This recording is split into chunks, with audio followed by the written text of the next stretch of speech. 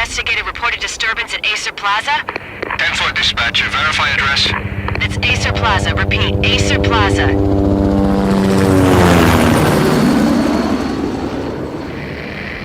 Shots fired on the rooftop. An assault in progress at Acer Plaza. Repeat, an assault in progress.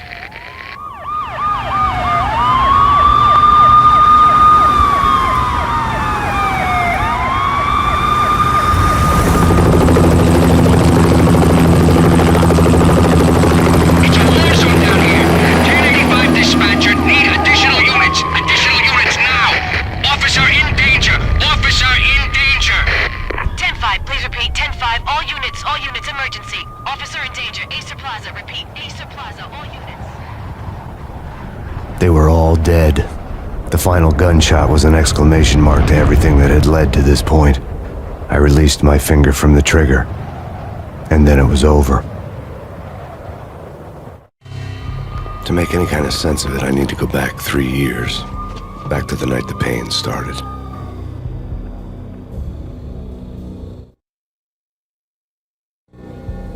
I was still on the force back then. NYPD, Manhattan, Midtown North Precinct, Hell's Kitchen. So when are you coming to work for me, Detective Payne? You'd make me work undercover in some hellhole. Sorry, Alex. Michelle and the baby come first. See? My last smoke. It's bad for the baby. That's you, Max. A regular Boy Scout.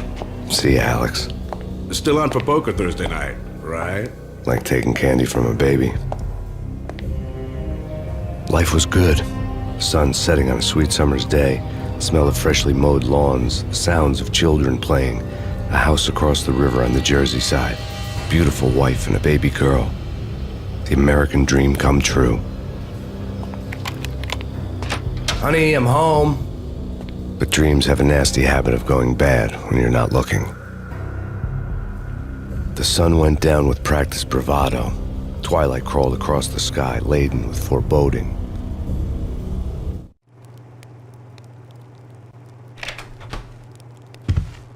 Michelle, honey, anybody home? I didn't like the way the show started. But they'd given me the best seat in the house, front row center.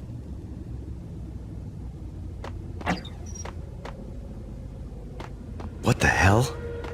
Something ugly had been tattooed on the wall, a map of things to come. It was a poison syringe, a magic tag full of diabolical meanings.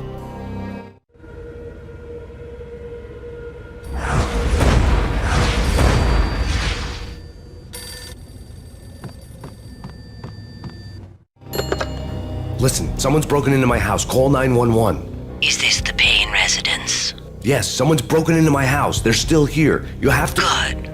I'm afraid I cannot help you. Who is this? Hello?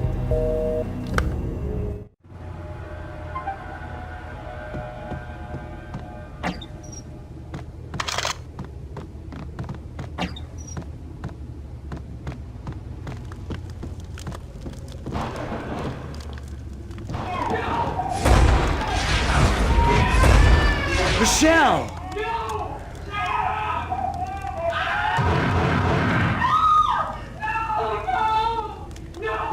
It's coming. Freeze! NYPD, drop it! Coming! I'm gonna hurt you. No, please, God, no. The flesh of fallen angels!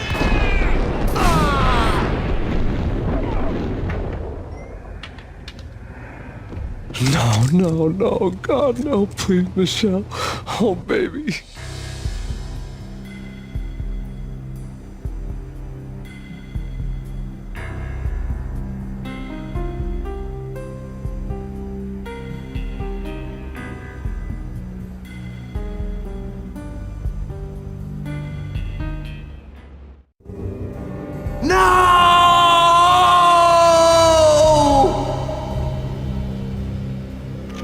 That was 3 years ago. Everything ripped apart in a New York minute. The killer junkies had been high on a previously unknown designer drug, Valkyr, V. After the funeral, I told Alex I'd be transferring to the DEA. It took us 3 long years to get a break in the Valkyr case. Then, finally, 2 months ago, a dime dropper tipped us off that Jack Lupino, a mob boss in the Punchinello crime family, was trafficking. I went undercover, infiltrated the worst mafia family in New York.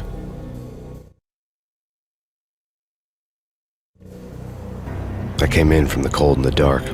Outside, the city was a cruel monster. I've been slowly working my way from the small time to the big fish, trying to get to the source of the drug. Alex and BB were my only contacts in the DEA, the only ones in this decrepit city who knew I was down here. BB here. Something urgent has come up with Jack Lupino. You need to meet with Alex immediately at the Rosco Street station. I hadn't had a face-to-face with Alex since I'd gone undercover. Outside, the mercury was falling fast. It was colder than the devil's heart, raining ice pitchforks as if the heavens were ready to fall. Everyone was running for shelter like there was no tomorrow. It didn't get any better when I got to the subway. The feeling hit me like a point-blank shot straight in the face. Something was not right about this. My Beretta stirred nervously under my coat, but the train doors had already shut behind me, and I was in for the ride. Next stop, Rosco Street Station, and Alex.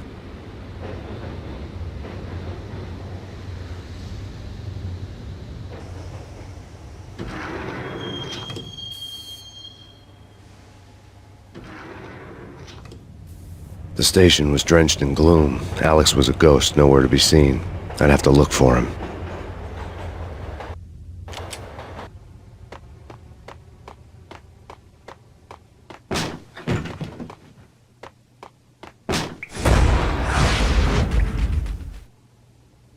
Death was in the air at Rosco Street.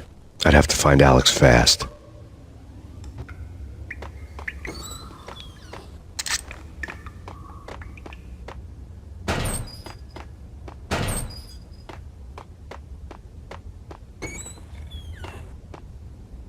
Pills would ease the pain.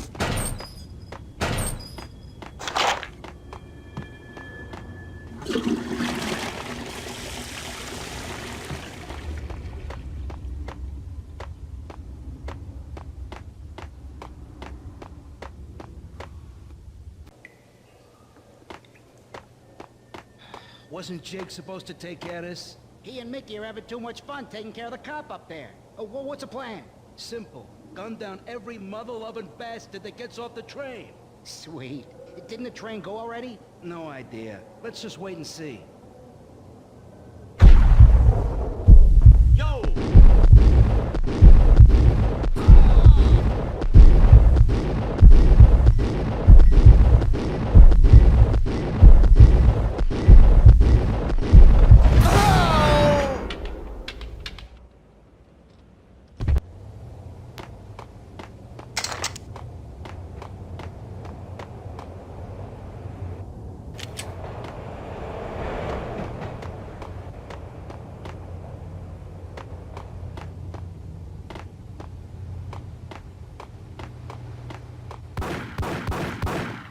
Yeah, he's dead all right. Hey, it's me. Hey!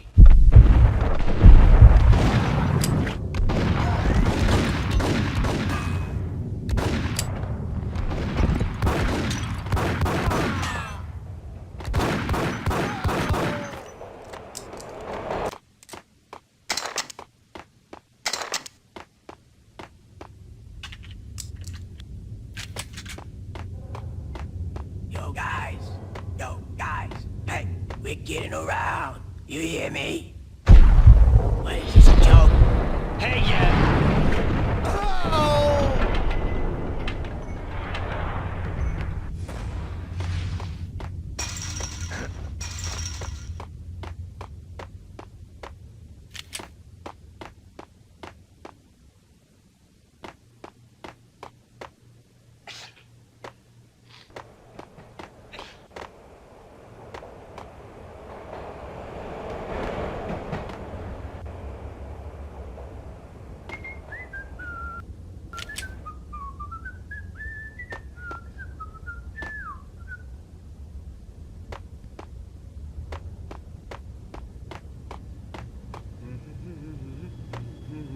What the hell?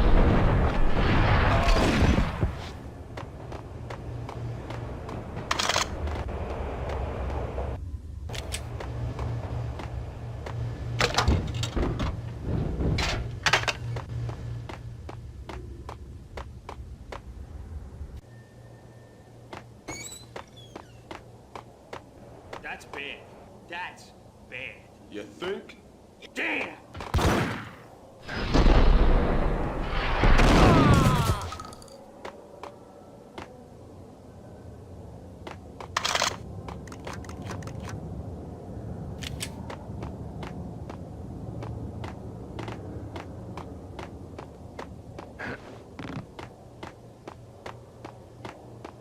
Kiss it goodbye.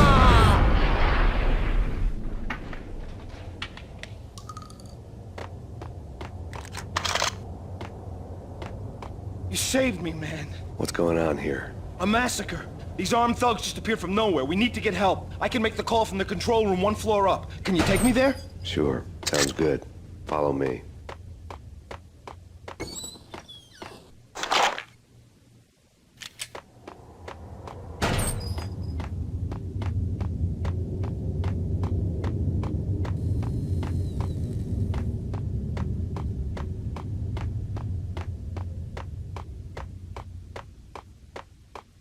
Hey, where are you going? The control room's up the stairs. There's no time to lose. We gotta get to the control room.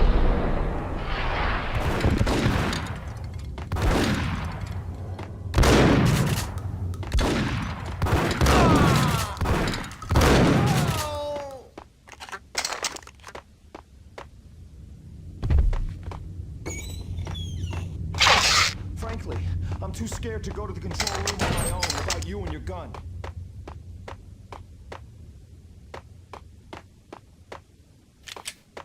There's no time to lose. We gotta get to the control room.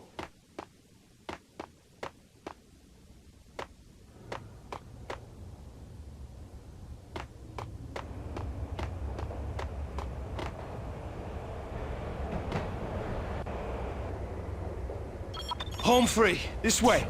Damn! Look out!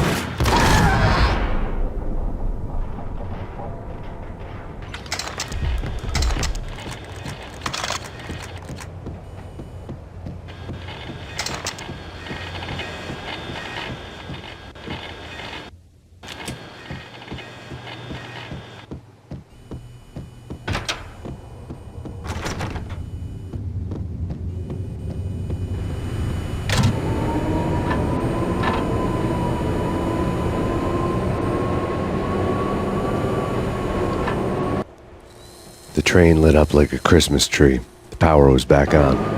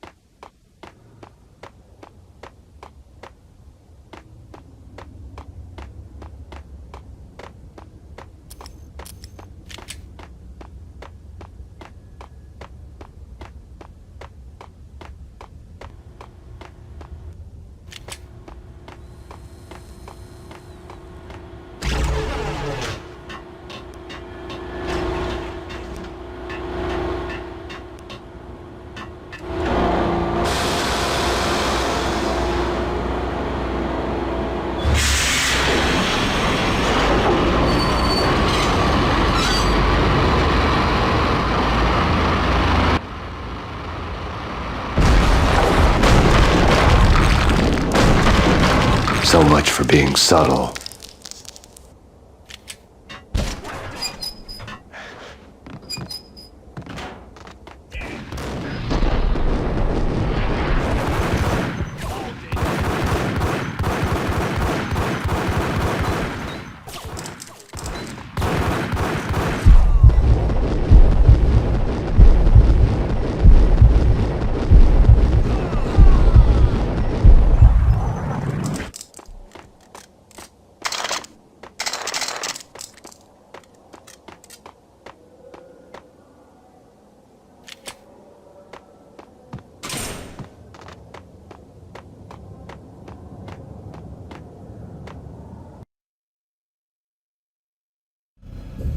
The rusty door led to an abandoned part of the station, closed off since the early 40s. Something big was going down at Rosco Street. Maybe that's why Alex had wanted to meet me here. Maybe not. One way or the other, I was gonna find out.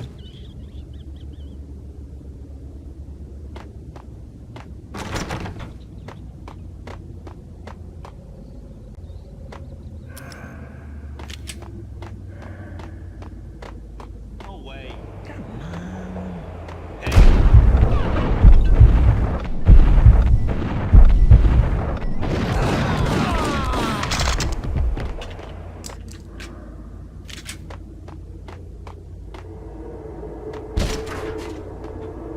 What the?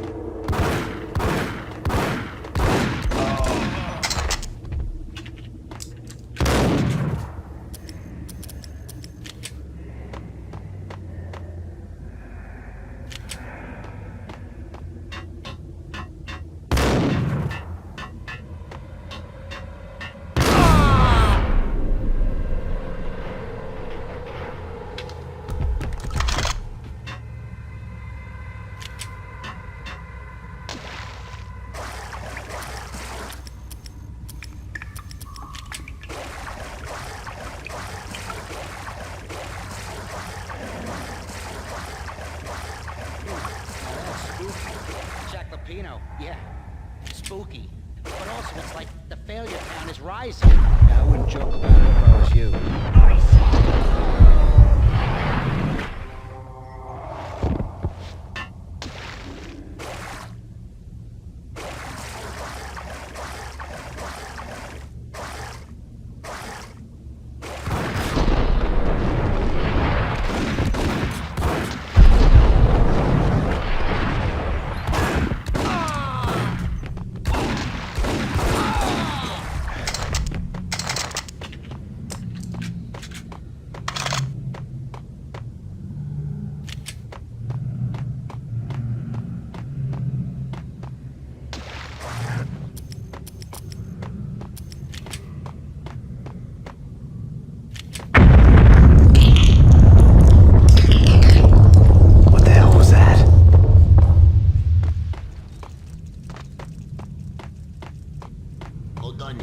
Give me the detonator. What are you talking about? The Ice him.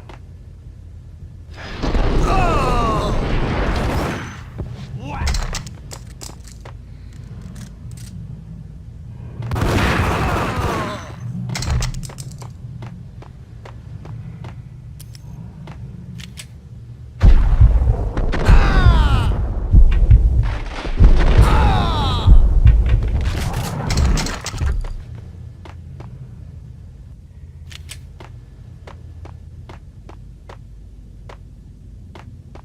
The door had been welded shut ages ago and the bomb was missing a detonator.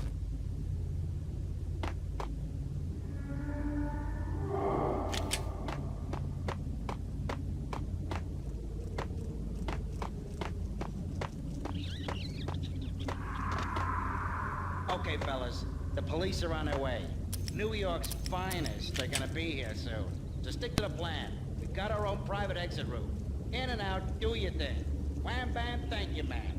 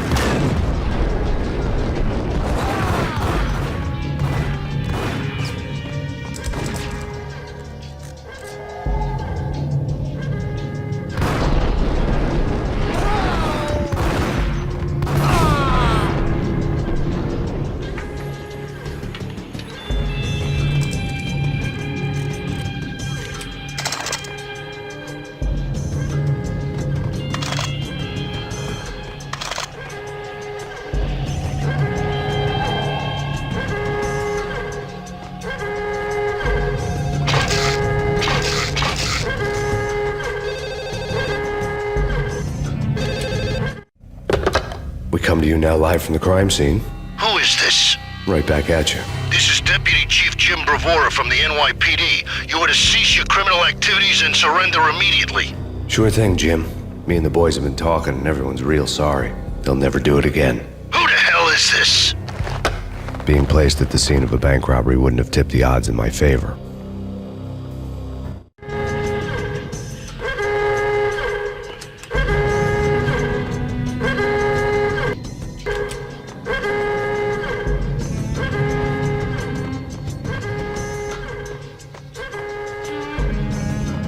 The bank robber's score lay on the table. The bank robbers have been after Acer Corporation bonds. The Acer success story had recently been on every channel and on the cover of every magazine.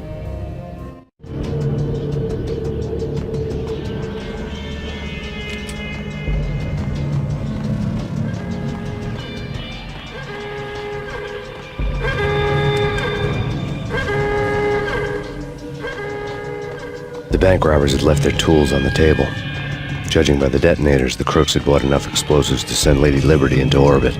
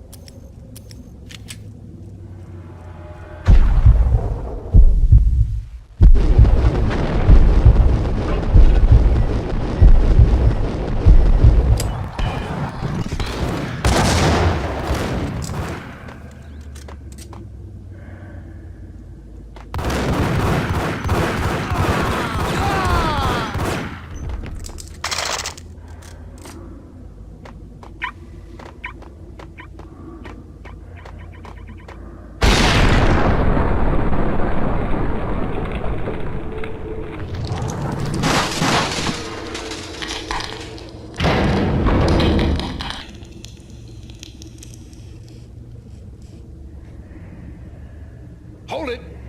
Max! Jesus, you almost gave me a heart attack! I nearly shot you! Alex, we're glad to see you. What the hell's going on? There are more corpses here than at the city morgue! It's an armed robbery. A tunnel job straight to the Rosco bank vault through the old station wall. Is this why? This is Lupino's gig? This is Lupino's doing? Lupino's men? Really? You sure know how to pick a place? Can you get through? No, it's locked. We gotta get out of here. If it's Lupino, it's... Alex? Alex! There was nothing I could do. He was dead. I could tell by the empty, accusing stare of his eyes.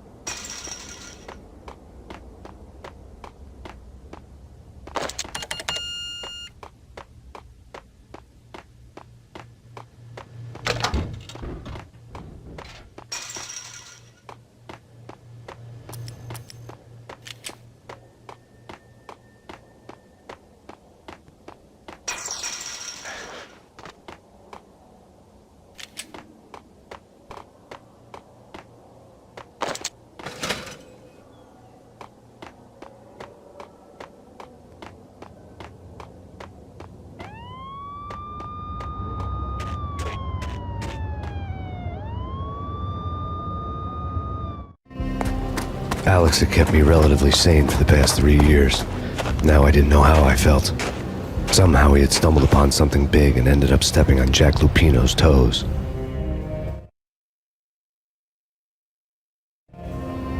Lupino ran his racket of sex, drugs, and contract killings from a sleazy hotel in a slum block of tenements. The NYPD was closing in. I could hear the sirens. Their wail was a crescendo. Lupino thought he could get us by taking Alex out and leaving me to take the fall for it. All he had gotten was my attention. I went for the hotel first. It was a sad old thing with flickering lamps and faded colors, cheap mobster punks and tired-eyed prostitutes. I walked straight in, playing at Bogart like I'd done 100 times before. The place was run by a couple of murdering mobsters with shark smiles. The Finito brothers. Ladies and gentlemen, it's the pain in the butt. Pain to the max. You're killing me. Did you make that up yourselves, or you get some wino downstairs to come up with it? Don't answer that. A rhetorical question. I got something for the boss. Lupino around? That kind of depends on who's asking. A friend or a junk squad plan. Don't answer. It's one of them, how do you put it, rhetorical questions. Lupino ain't here, but he said bye. Lupino wasn't in his cheap hotel. Instead, I ran into the Finito brothers. My cover had been blown. The door slammed shut behind me, and then I was dodging bullets like raindrops. Pain in the butt. Ha ha! Pain to the max. Junk squad pig. Gotta take it to Marble City for it. Keep it lying down. Bring it out.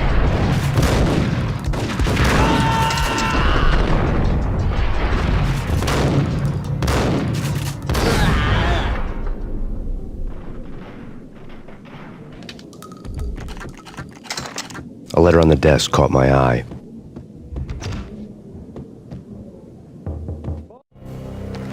I had met Lupino only once. The gangster ran all his rackets through his right-hand man, Vinny Gagniti. Gagniti was a high-strung whiner on the verge of breaking apart, like an overamped Energizer bunny. He had the brains to run the business, but he lacked the balls, always falling short, taking his frustration out on underage addicts and call girls. The V deal goes down at your hotel. Jack's exact words, quote, "Vinny, you're in charge of this one," unquote. Rico Muerte's coming to see it through. Anything goes wrong and everybody's gonna get dead. Goes double for you. Treat this guy real good. Anything he wants, you give him. Don't screw this up or you're finito, finitos. A V deal meant added security, locked doors, and lots of nervous thugs with itchy trigger fingers. I'd seen nothing coming in, but that didn't mean it hadn't been there. Rico Muerte was a regular Kaiser Soze, a spook story told to keep the apes in line. 313. The Finitos had scribbled Muerte's room number on the note's margin. Bosses! Everything all right? Bosses! Vigilio, you're right in there? They're not answering. Call the others. Tell them to come quick. Okay, but we can't wait for them. We gotta go in now. Bosses, we're coming in. There he is.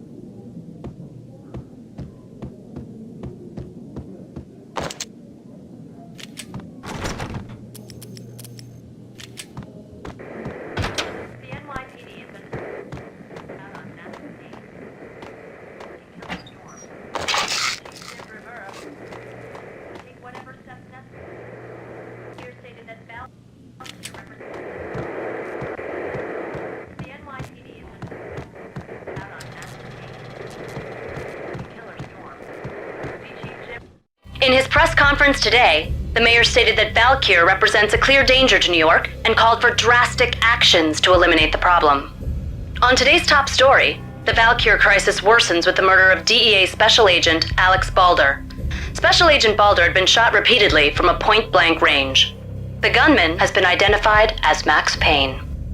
The noose is sure to tighten around this fugitive criminal as more NYPD units join the search to apprehend him. I had just gotten my 15 minutes of fame.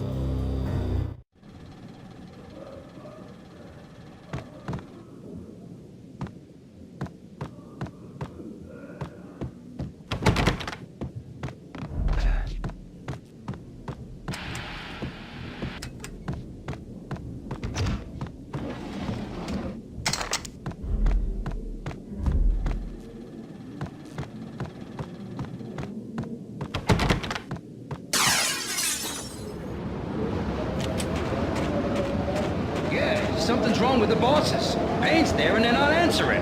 Let's go already. Payne's gonna pay in spades. What the hell?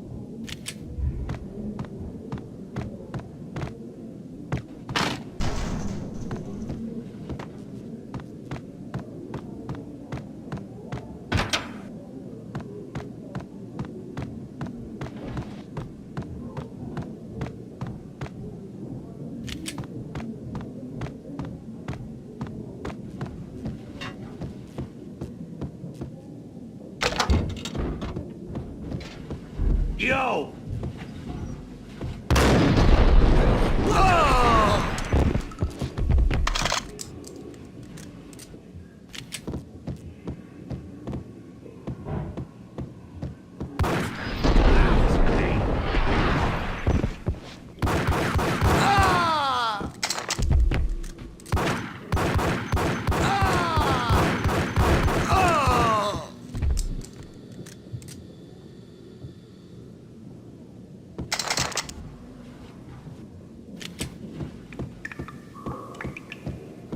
Previously on Lords and Ladies.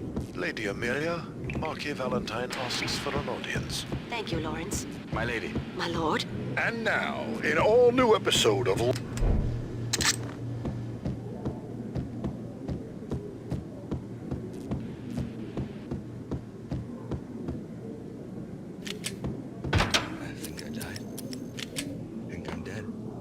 V-head junkies could go off without a warning.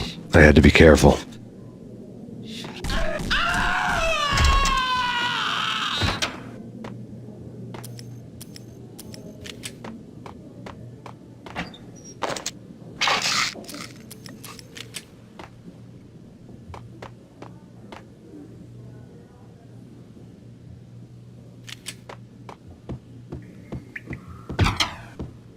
There he is!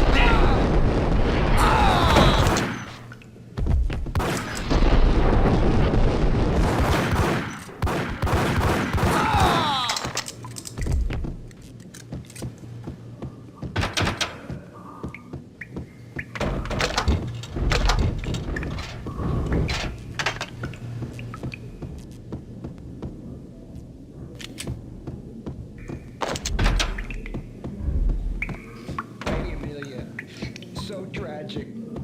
Will they ever get together?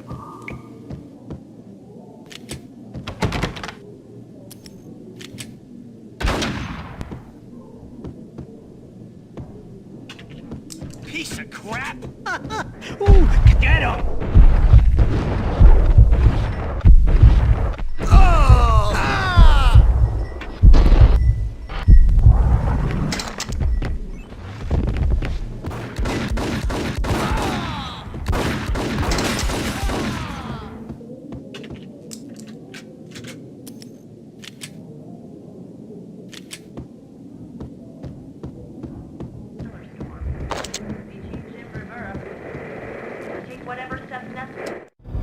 Tonight, the city's fight against the nightmare drug Valkyr took a turn for the worse, as DEA Special Agent Alex Balder was found brutally slain at the Rosco Street subway station. A suspect was seen leaving the site only moments after the shots had been fired, and the NYPD is currently in pursuit of Max Payne, a repeated felon believed to be armed and extremely dangerous. And now the weather. The worst winter storm in recorded history continues to pound the city. Here stated that Valkyr represents...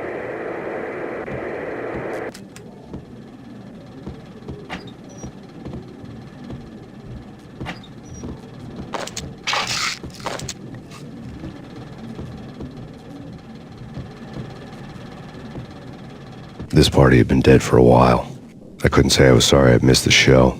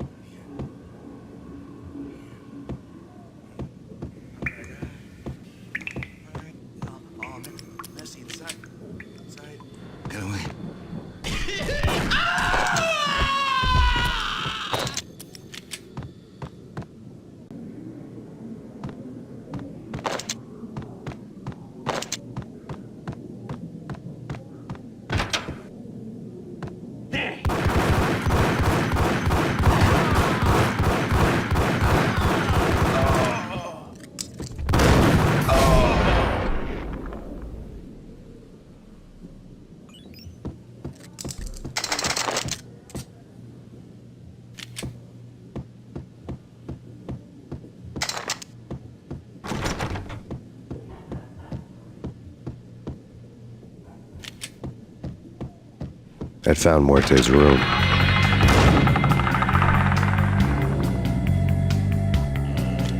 Muerte had received a letter. Our investigation had turned up nothing to link Angelo Punchinello, the head of the Punchinello family, to Valkyr. All tracks had ended with Jack Lupino. The letter in Muerte's room was signed by the Don himself. It was the first hint that the Kingpin knew what was brewing inside his syndicate. The trouble you got into after the Chicago screw-up. The Punchinello family bailed you out. You have been waiting for a chance to pay us back. One of our trusted boys has a monkey the size of King Kong on his back. And we need your special skills for backup on a major deal. Collecting evidence had gotten old a few hundred bullets back. I was already so far past the point of no return I couldn't even remember what it looked like when I had passed it.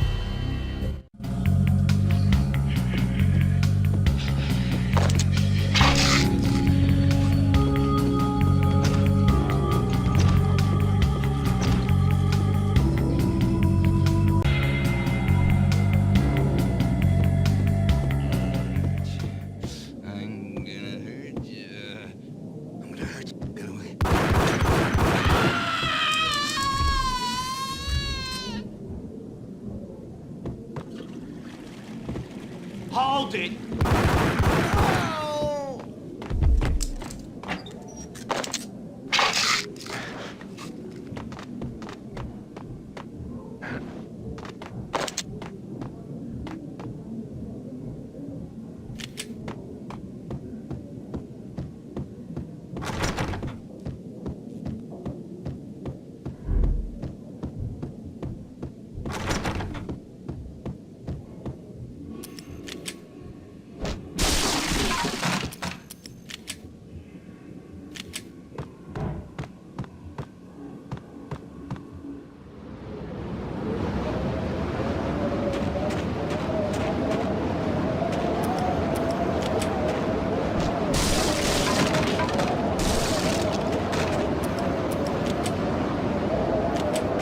I didn't want to know what had happened here. It was not a pretty sight.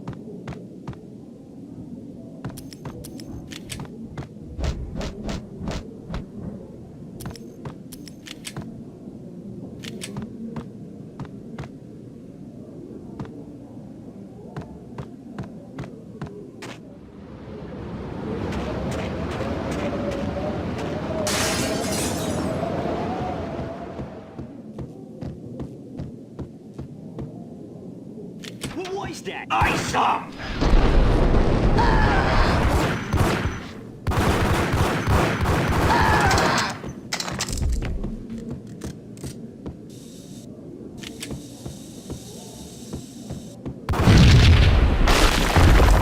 Yo! Told you. God damn! I thought it was a bomb for sure. Nah, the Russian wouldn't dare. This has been waiting to happen. I thought it was a bomb. Hey, oh!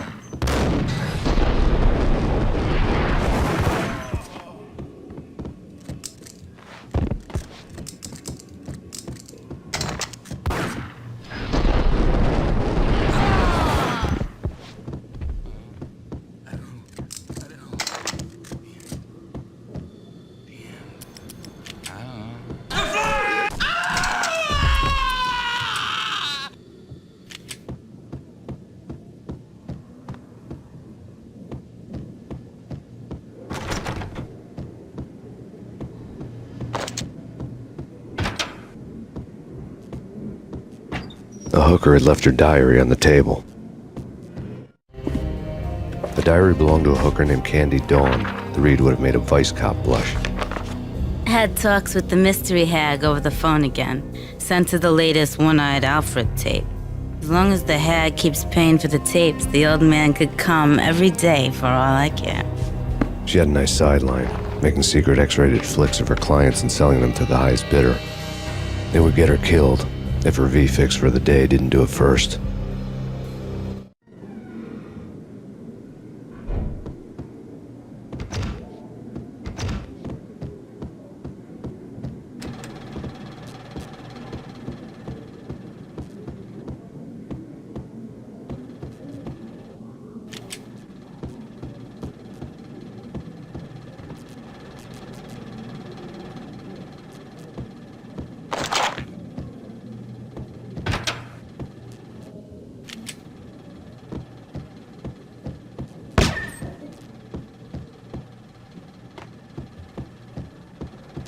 What the hell?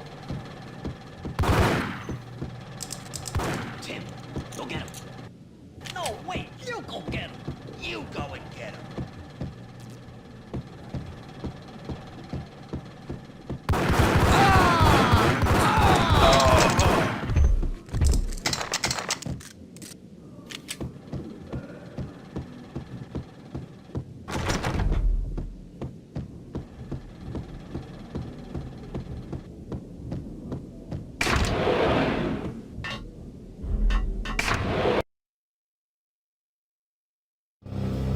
The old service elevator rumbled down to the bowels of Jack Lupino's hotel.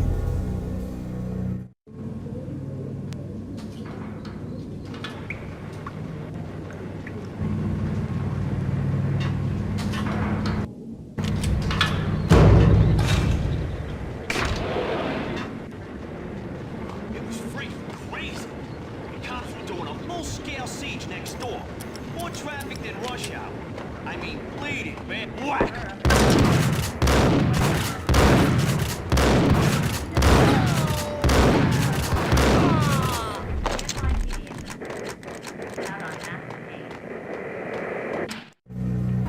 A winter storm warning is in effect in the whole tri-state area, as both freezing rain and heavy snowfall continue. Many roadways are already closed, and people are advised to stay indoors. The severe blizzard has ravaged New York for 3 days now, with no end in sight. We'd been snowed from the start in the Valkyr case. The forecast said there was plenty more where that had come from. But the snowbound city was on my side. Less chance of innocent bystanders getting caught in the crossfire.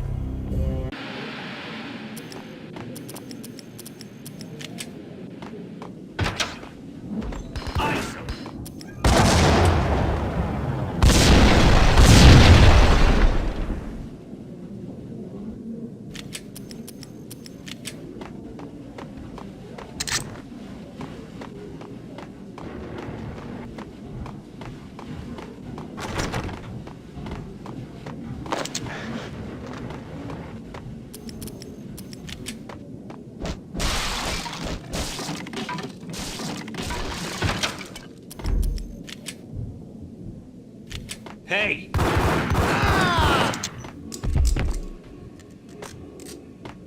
Exhibit number 1, a newspaper. A dead man tied to a chair lay on the boiler room floor. Captain Baseball Bat Boy has an unbeatable track record in superhero death matches. But a 6-pack of root beer gets me every time. The murder weapon was a baseball bat, now lying in a pool of drying blood next to a newspaper folded open on a Captain Baseball Bat Boy comic strip.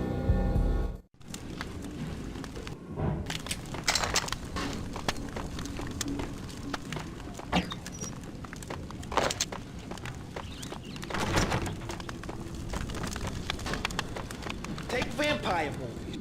Set in L.A. or Mexico. They can't even get a tan. Ice up!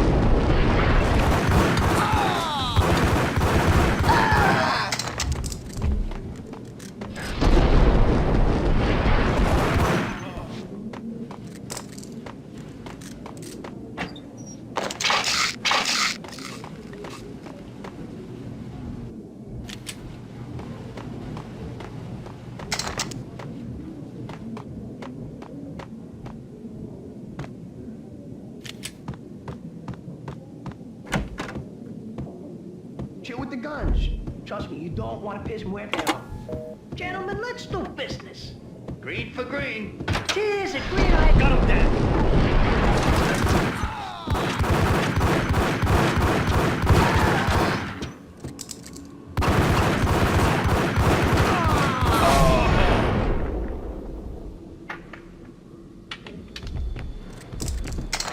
A lifetime ago, this would have gone down as a narcotics arrest.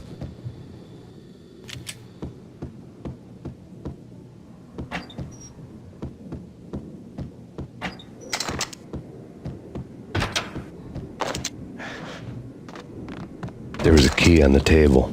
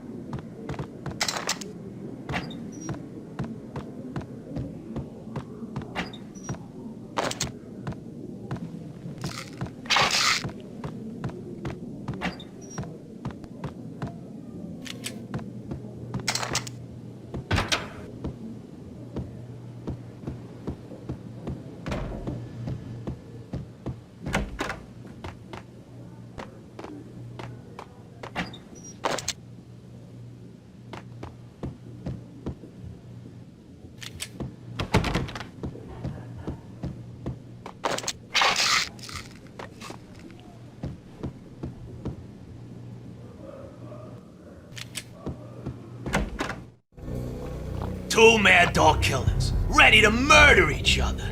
They step into the next room, and I'm thinking, now they're gonna do it. But no. They sit down in front of a TV and solve their differences with the Kung Fu fighting video game.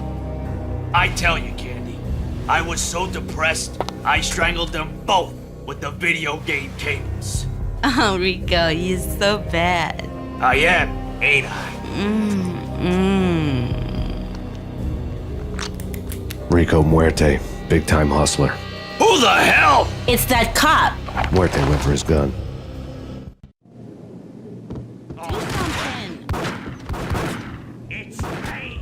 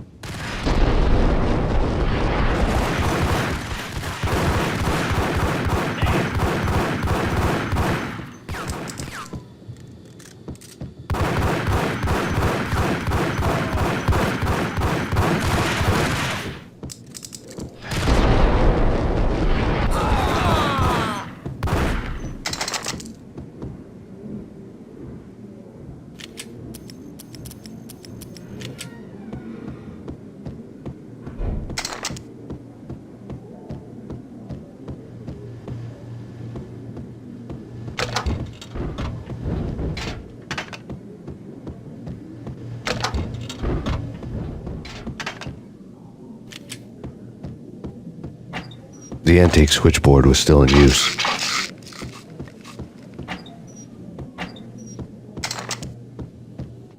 There was an old telephone switchboard in the back room of the reception area, the kind that made phone tapping child's play. It wasn't hard to picture a fat pimp sweating with headphones on, listening to his hookers talk dirty and fake orgasms over a web of party lines, the blood veins of New York. Right now, there was a different set of moans and groans going on. Boss, Cornelia, this is Max Payne. He came, started capping us. He killed him. Are you freaking kidding me? It's just one lousy cop. You better be freaking kidding me. Whack him. What's the freaking problem? Hello? Answer me. Hello? The word was out. A deadly virus released into the city's corrupt circulatory system. Something wicked this way comes. Max Payne at large.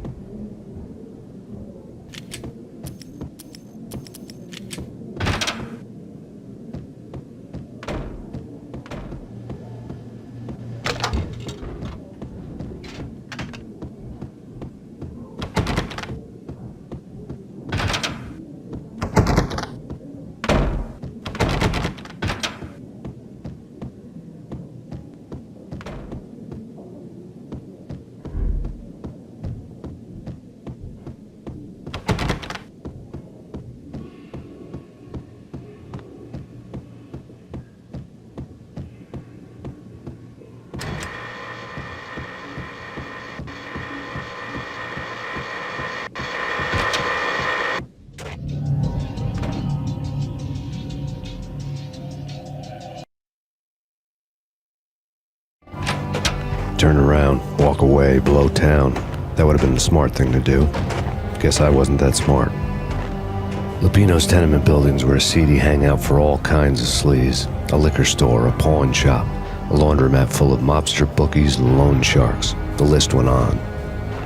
The how and why of it was a mystery to me, but they knew I was a cop. They knew I was coming, and they were going to get real trigger happy about it. I got to see Lupino's hangout all lit up. A bomb went off, turning snow into liquid gold. A pillar of fire lifted the remains of a car straight up into the air. The flames were highlighted on the hood of a black Mercedes-Benz as it coasted down the street real slow, as if the driver didn't have a worry in the world. I got a good look at the man riding shotgun. It was Vladimir, the head of the local Russian mob, the fly in Don Punchinello's soup. The ringing in my ears was the sound of a mob war being waged.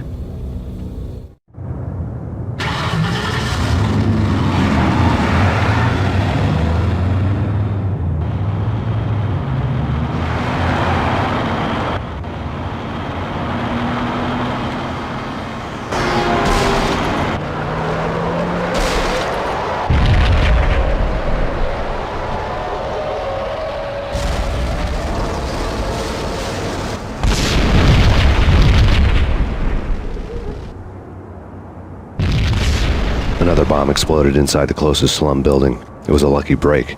The goons inside were spooked, but luck always came with a price tag. More bombs could still be ticking inside, and the cops would already be on their way. Jack Lupino's suite was on the top floor. At least it used to be, before the explosive makeover. I don't know, man. I don't know. Yo!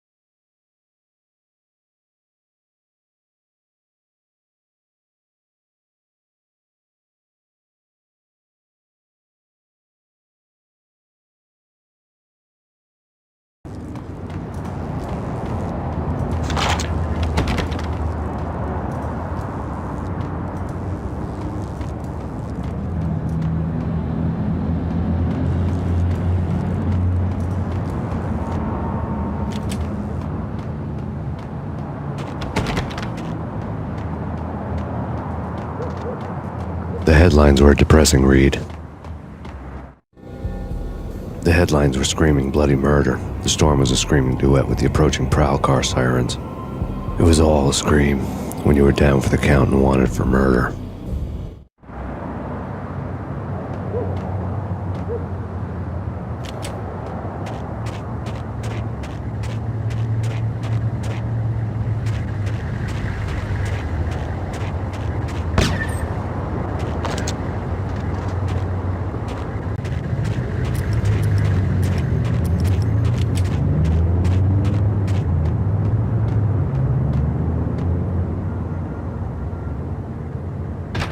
Hold it!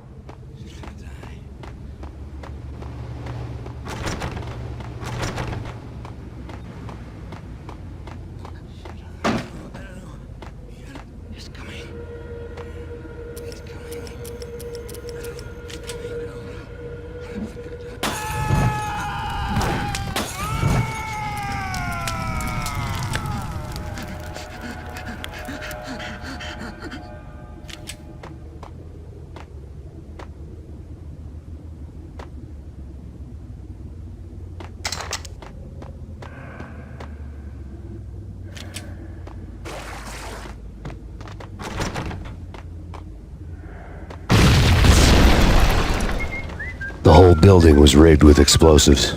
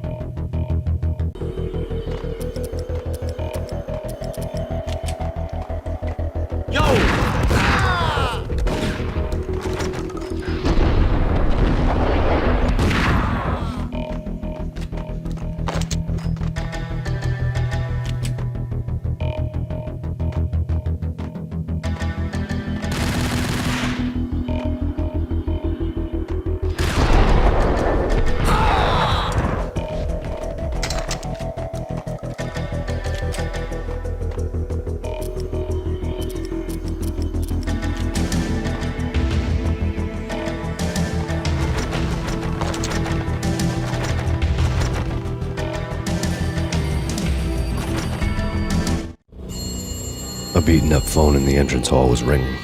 It could have been just a junkie in need of a fix, but it turned out to be something more sinister than that. Am I speaking to Mr. Payne? Who wants to know? My name is Alfred Wooden. You must hurry. The police are on their way.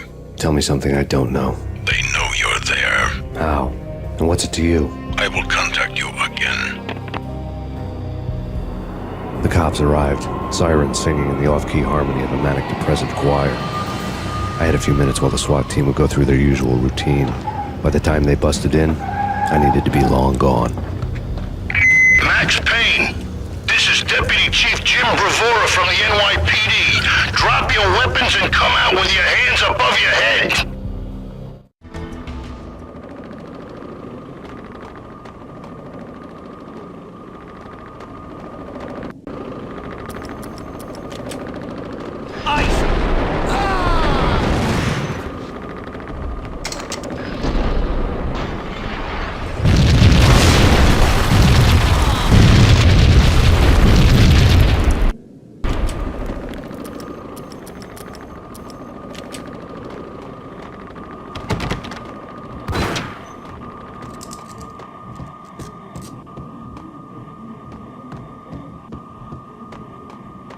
Someone had left a letter on the counter. Suddenly it all made sense. The bombs, the Russian mob boss making an appearance in person. Gagniti was his usual self, all talk and no walk. After our hit, the Russian has only a couple of guns left and they can be bought. There's no freaking way he has the guts to try anything after that. As it turned out, the Russian had plenty of guts. One thing you could count on, you push a man too far and sooner or later he'd start pushing back. Freeze! Max Payne, this is your final warning. Freeze! There was a key on the shelf.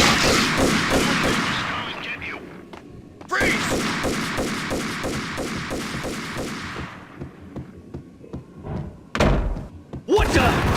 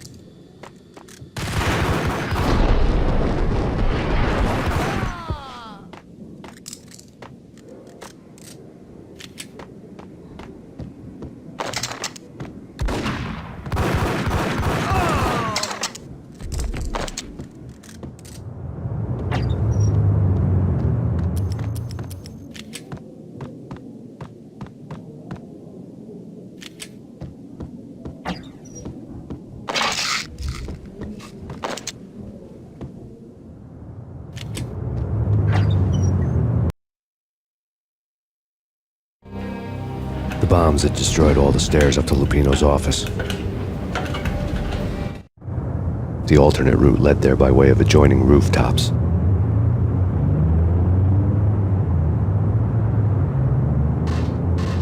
It's never been this cold. Never ever. It's like the sky's falling. Yes, sir. It's the end of the world as we know it. And I don't feel fine.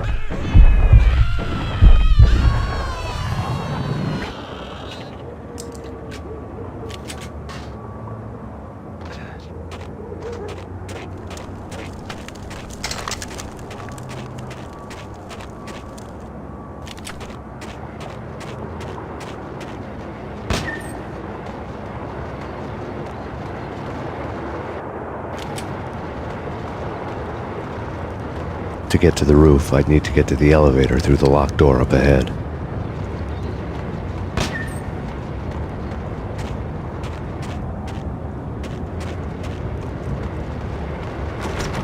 Pizza delivery.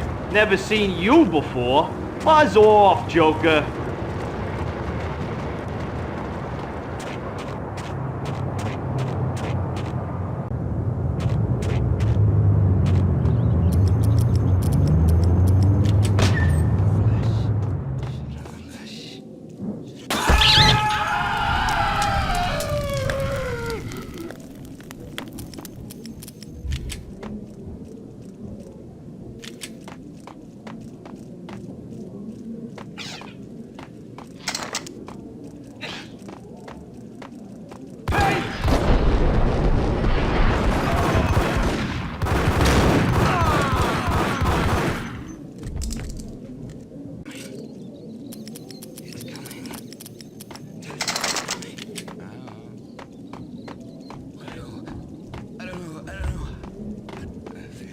What the?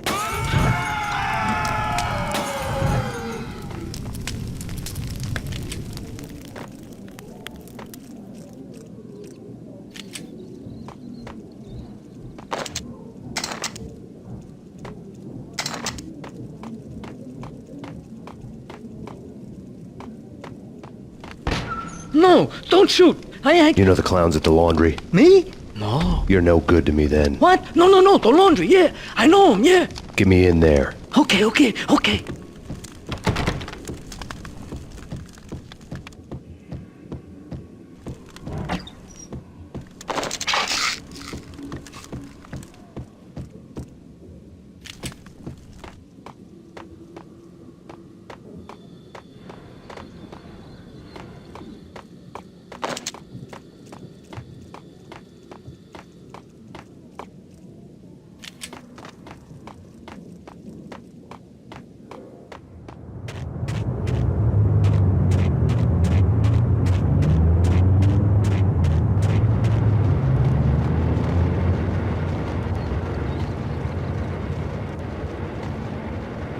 It's me. Open up.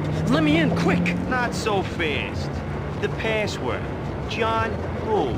Come on. Okay, John Woo. All right. Come right in. It's a trap! It's Payne!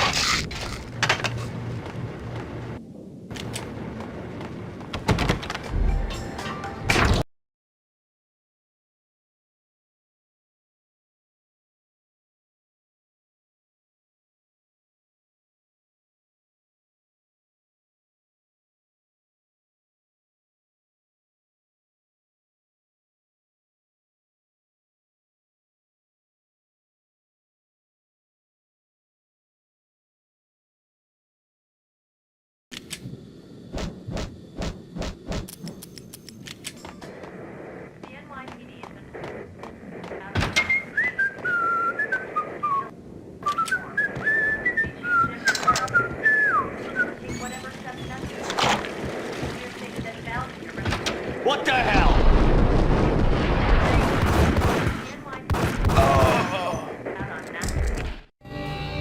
New York City is in crisis tonight, with reports of Valkyr-related gang war in the streets of the Bronx. Apparently, Max Payne, wanted for questioning in connection with the slaying of a DEA special agent earlier tonight, is waging a one-man war against his former partners in crime. Among the listed casualties so far are notorious mafia members Joey and Virgilio Finito, as well as Rico Muerte, himself a fugitive from the law, and a suspect for several murders in the Chicago area. The NYPD has been placed on full alert, A citywide APB has been put out on Max Payne. Deputy Chief Jim Bravura has promised to take whatever steps necessary to bring him to justice. What those steps may be remains to be seen. For NYCNN TV News, this is Kira Silver.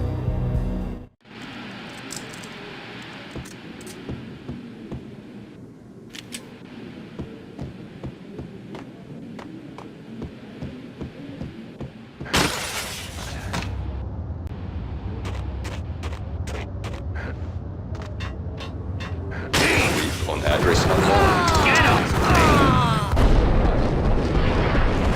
It's the last place. But that's where I always end up anyway. Only, it's not me.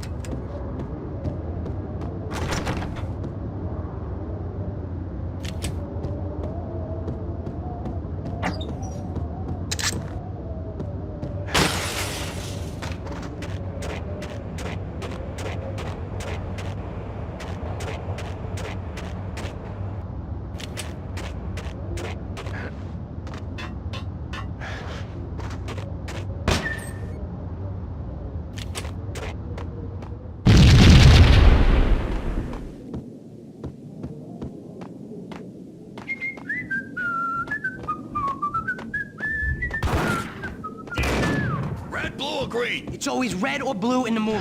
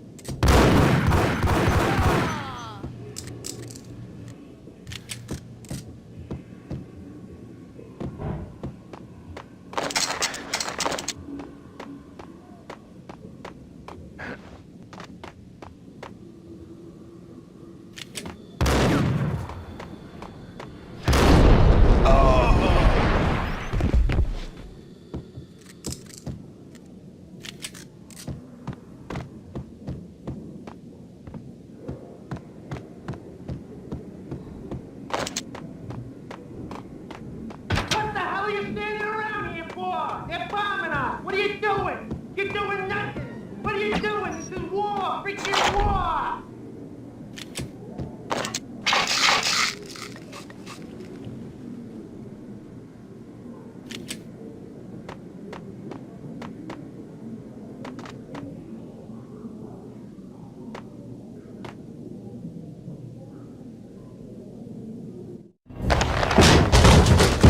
Vinny Gognitti. Just the man I've been killing to see. Payne? Freaking Fed! I knew from day one there was something screwy about you. What do you think you're doing? You're a freaking cop. You ain't got squad on us. You can't just come in here waving your piece like it meant something. Yeah! Oh my God! Oh God, you shot me! Ah! You're dead, Payne! And what the hell are you waiting for, you apes? Kill him! Kill him! With pleasure, boss. Gognitti bailed. I made like Chow Yun Fat.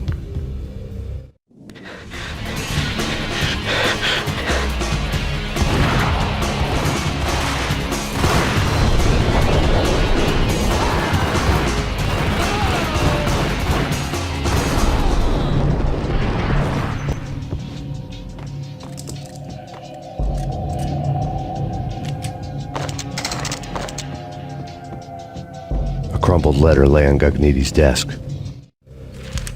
The letter was addressed to Don Punchinello, but Vinny had never had the nerve to finish it. Jack's gone voodoo. Just the other night, he shot Dino because he wanted to see what his brains looked like splattered on the wall. He's a freaking mad dog. We're running out of men and business fast. Gognitti had been living in mortal fear of his boss. Jack Lupino was a psycho.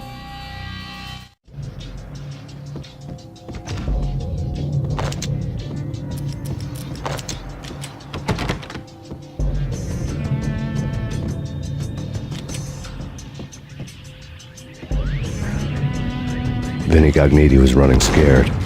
He could run, but with a bullet in his stomach like a broken bottle of Tabasco, he was quickly running out of time. He knew where his boss was, and I wanted to square things up with Jack Lupino. Gognitti would be moving fast, I don't know about angels, but it's fear that gives men wings.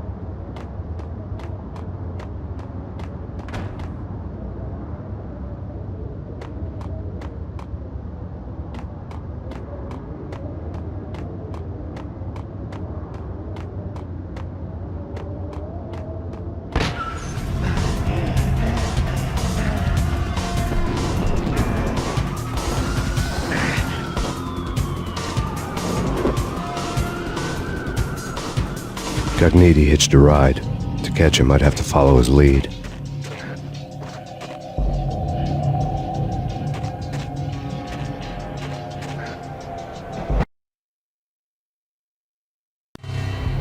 This was my second train ride of the night. The way it started didn't promise anything better than the last one. Freezing wind tearing at my face like sandpaper and razors, ice hard and slick under my hands and feet. And somewhere in the background, the wail of sirens, the city howling after me. New York sped by and fast forward. Dark rooftop water towers and a dead forest of antennas and chimneys, all a blur. When the train he was riding slowed down, Gognitti made his move.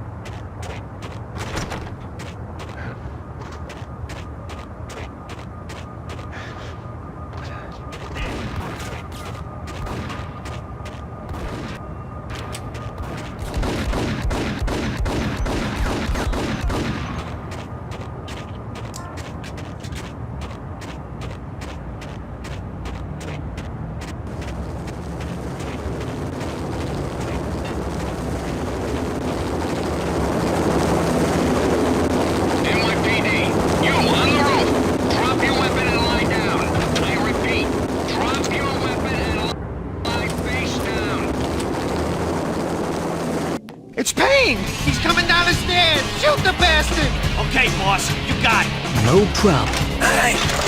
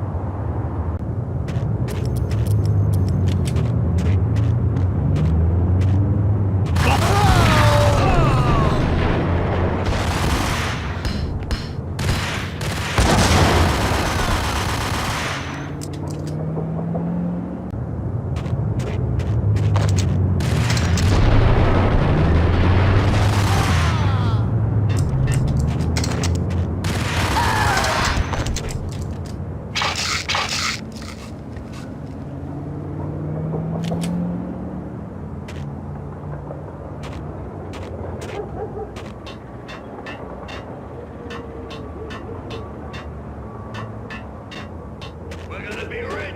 Freaking rich! Even richer than that, white guy. Hey!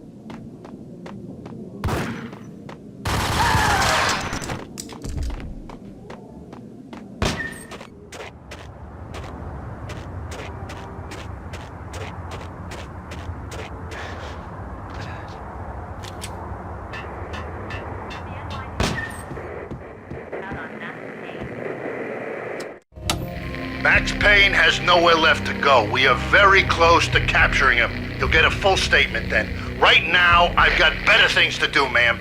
That was Deputy Chief Jim Bravura from the NYPD with no further comment at this time.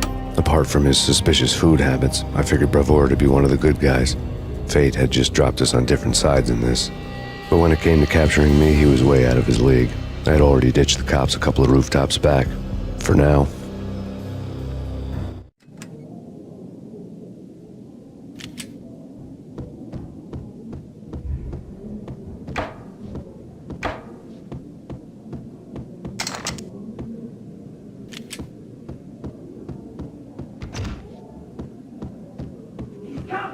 I can hear him. Ready? Keep it done. Going out the door. Okay. This is it. Any moment now, Payne's gonna bust through that door with murder in his eyes. It's either him or us. I, for one, am gonna pump the SOB so full of lead, they'll need a forklift to carry the coffin to the grave.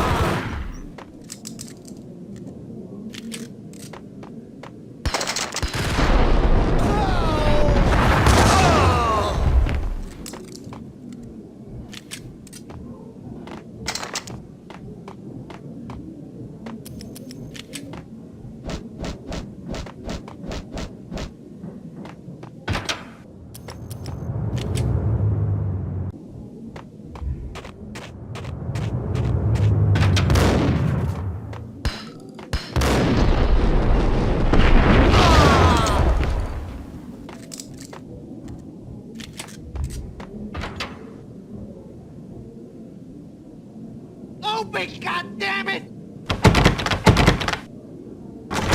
Payne! I'll kill you, you lousy freaking cop!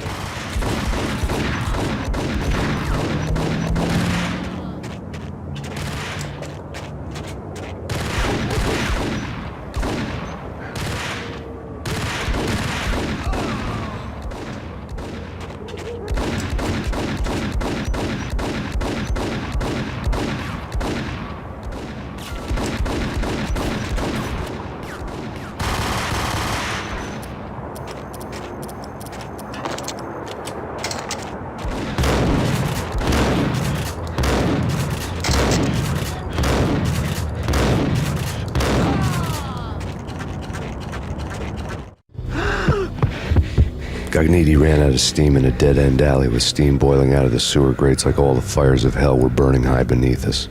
It was shakedown time. Where's Lupino? Screw you! Bad start, Vinny.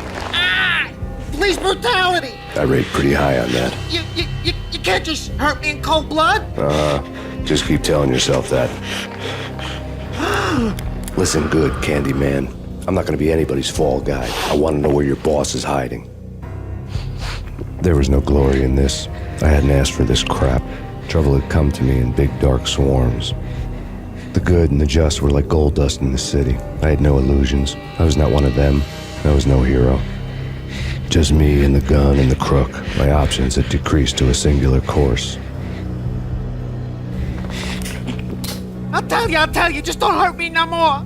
Lupino's at Ragnarok, the nightclub. Book me, take me, haul me to the freaking jail, just don't hurt me.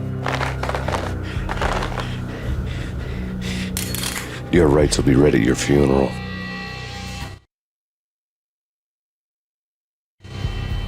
Ragnarok was Lupino's private nightclub, a den of drugs built into an old theater. I knew what waited inside. V-head junkies ready to explode in random acts of senseless violence, and Lupino's goon squad, the worst stone-cold killers this side of hell. Ragnarok was as inviting as a headache, flickering and flashing to a machine gun beat. The belly of the nightclub was a gothic theme park that began with bondage games and led to the nasty stuff from there. As subtle with its dark message as a cop-killer bullet through the heart. Like father, like son, just like Jack Lupino.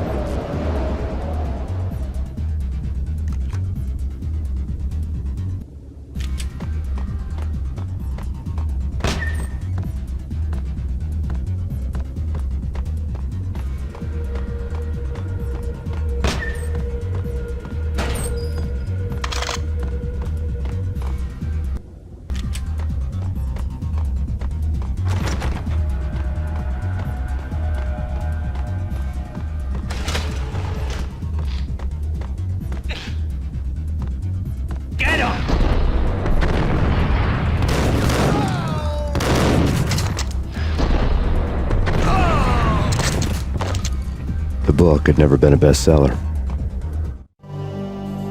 Given the setting, I was surprised to find that somebody had been passing time reading.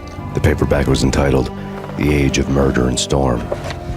The blurb on the back mentioned Norse mythos and Ragnarok, the end of a Viking world with a terrible winter that covered the earth in ice, when vile crimes were rampant and all humanity lost. I could see how somebody impressionable might get it into their head that we were at the end of time. I was also beginning to see what the nightclub and its owner were all about.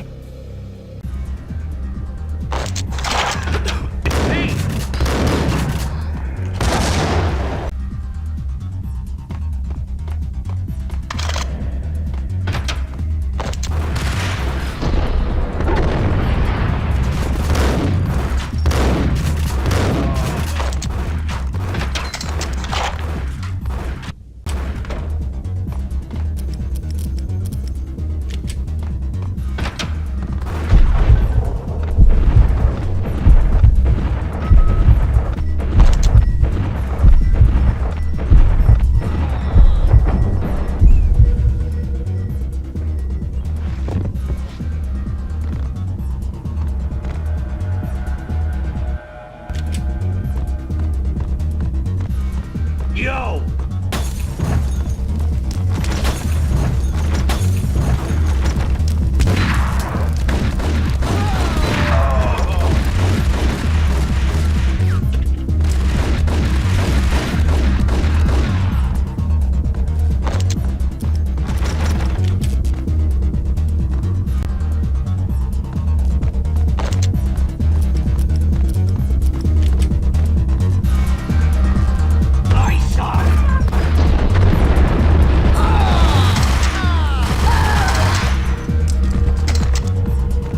Books on the occult had been piled on the table.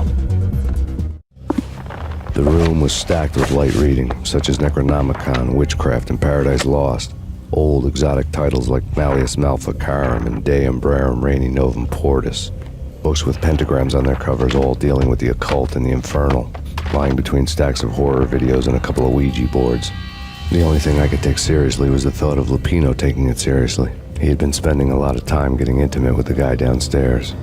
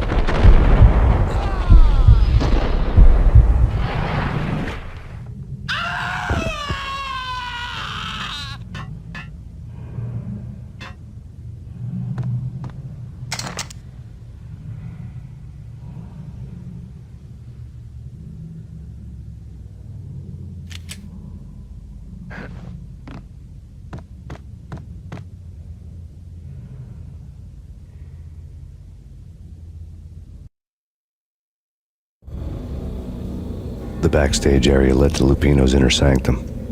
The hot air inside was like an invisible wall, thick with incense and something else, a sickly sweet smell that made you gag.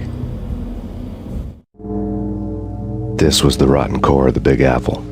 Lupino lurked somewhere ahead, like a spider at the center of his web, waiting. The vapors in the air started to make my head swim.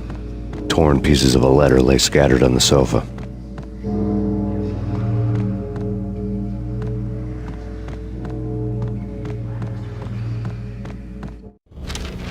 Punchinello had threatened Lupino in writing. The note had been torn to pieces, bloody fingerprints all over them. Don't want you to think that one of my boys is not playing with a full deck. Shape up, Jack. We are running a business here. I'd hate to send the trio to strong-arm you. The trio were the Don's notorious henchmen.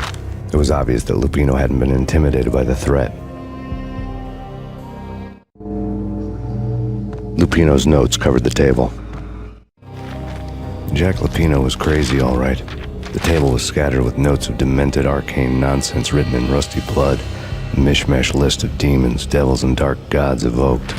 Beelzebub, Asmodeus, Baphomet, Lucifer, Loki, Cthulhu, Lilith, Hela! Blood given to you all. He was after that old Faustian deal, your soul for power and fortune. Just sign on the dotted line with your blood. Lupino's notebook lay on the pedestal. Jack Lupino was crazy, all right. Mythic wolves, let loose to devour the sun and the moon. Lupino is the wolf. I'm Mr. Beast, the big bad Fenris wolf. I'm the end of the world man, wearing the flesh of fallen angels. After Y2K, the end of the world had become a cliché. But who was I to talk? A brooding underdog avenger alone against an empire of evil, out to right a grave injustice. Everything was subjective. There were only personal apocalypses. Nothing is a cliché when it's happening to you.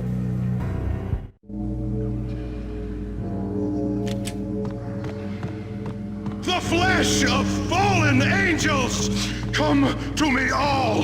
Astaroth, Beelzebub, Asmodeus, Baphomet, Lucifer, Loki, Satan, Cthulhu, Lilith, Hela! Blood to you all! Secret, living under the skin of reality. I've seen it. The corruption of flesh. Oh! I'm the wolf, yeah! I am the wolf! It's close. It's coming. You have come. A witness to the end of time. It's now! I will rise to her side! I don't need the words! I'm beyond the words! What the?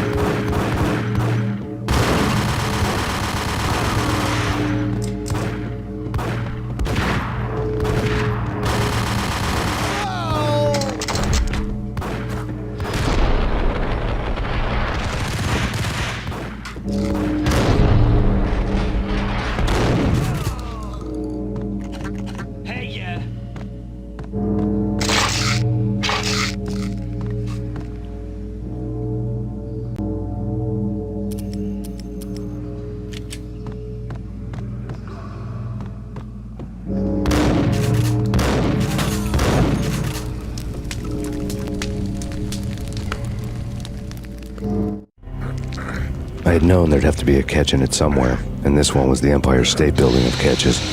Lupino was pumped up and dying to go 15 rounds with a mutant alligator. And then he started this spooky monkey talk, straight from a bad dream. Mine. I have tasted the flesh of fallen angels. I've tasted the devil's green blood. It runs in my veins. I've seen beyond a world of skin, the architecture of blood and bow and arrow. Death is coming! She is coming, and hell follows with her. This is the twilight winter. I am ready to be her son. Her time is now, and all who stand in her way must die!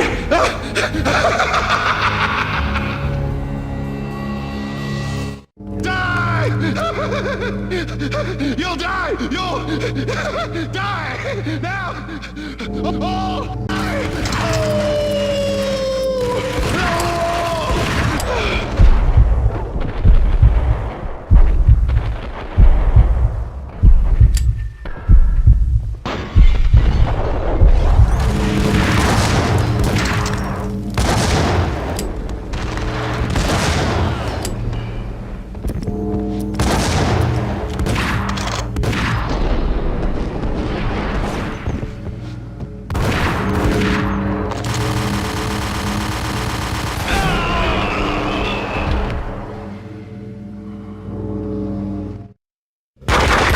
Lupino finally went down.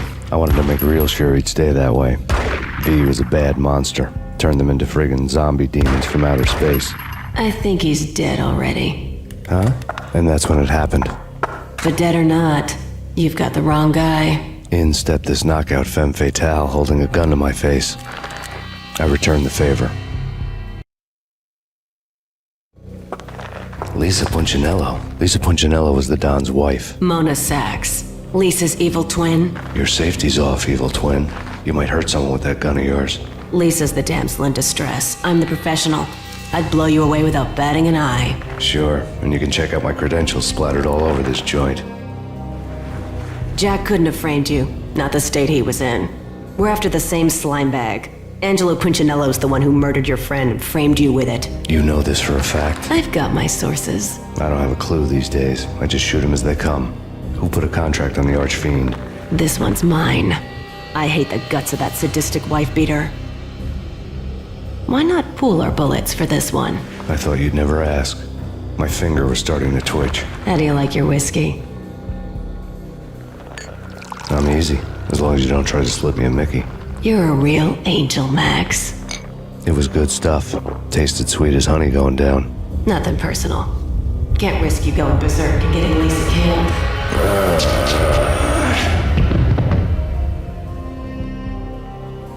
The nightmare was always the same. Violent shapes moving in darkness, old and ugly. The killer's mad laughter was a riddle filled with wicked innuendo.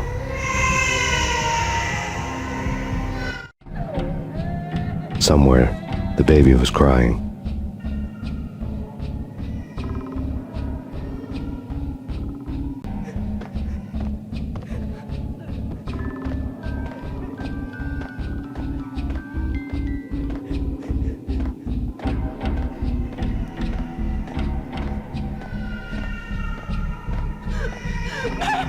No, please, Max.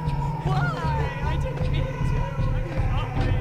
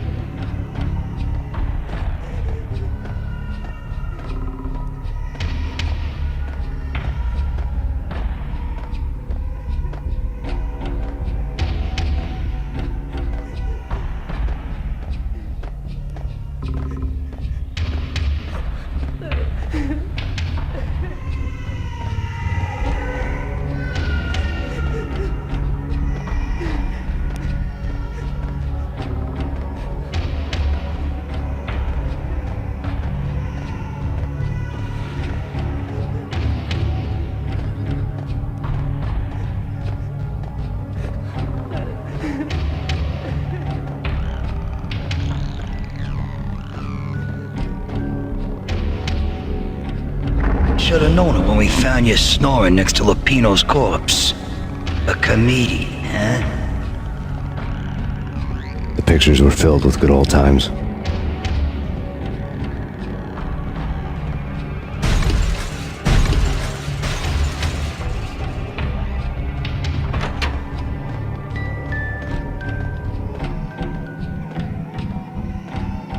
I really love to watch cartoons.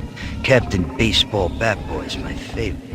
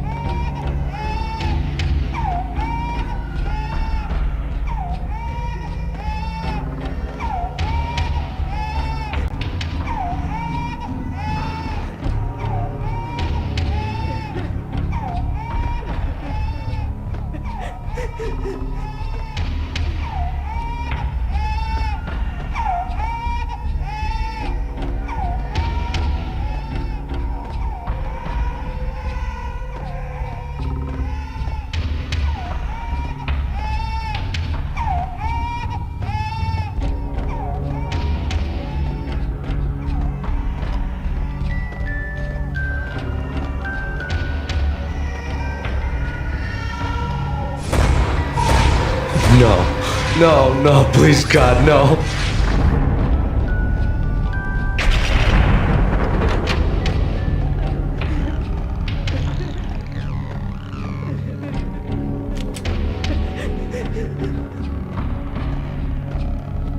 Slice them, dice them, shoot them full of holes, blow them to bits, vaporize them, disintegrate them. No matter what you do, they'll still be back, good as new. Michelle's diary lay on the table. Michelle was working part-time in the district attorney's office. Her diary was open on today's entry, her handwriting all pretty curves. An army dossier found its way to my desk yesterday. Valhalla? Isn't that a Norse myth? Something about Vikings? I tried to tell Max about it, but he was busy, that cute frown on his brow. Guess it's nothing, just a mix-up at the courier service. From now on, I would always find time for her. It was a hollow promise. Too little, too late.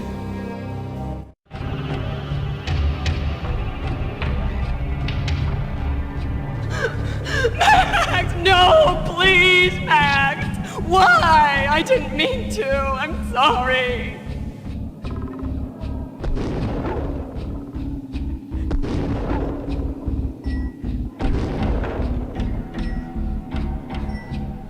Murderer! You killed her! Nothing like that ever happens in the real world.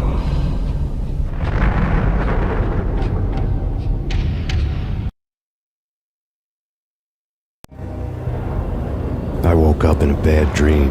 My head felt 2 sizes too small for my brain. Max Payne. I envy your name. And the killer was smiling. Pleased to meet you. I'm Frankie the Bat Niagara. Niagara, as in you cry a lot? He had a baseball bat and I was tied to a chair. Pissing him off was the smart thing to do.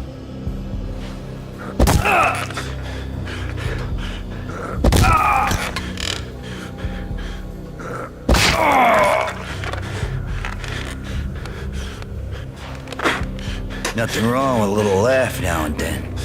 Take me, for example. I love to watch cartoons. Cartoon violence is a fascinating thing. Let's take a break. I need to take a leak and maybe grab a cold one at the bar. Don't worry. I'll be back to finish this off. And then, it's checkout time. You play, you pay, you bastard. He swaggered out, and the door clanged shut behind him, locks clicking into place. Everyone makes mistakes. Mine hadn't been to crack jokes about the goon with the bat. He'd have cracked my skull regardless. It hadn't even been to trust a girl with a gun. I had blindly gone after the first bad guy on my hit list when I should have been aiming further up the ladder, at the head of the Punchinello family. I couldn't bring myself to be pissed at Mona. Guess I had a soft spot for a pretty face.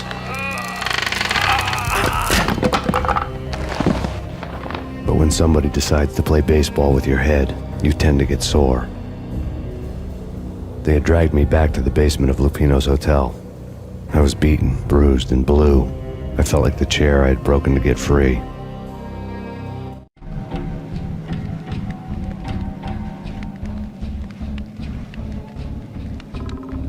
All I had was Niagara's bat, sticky with my own blood.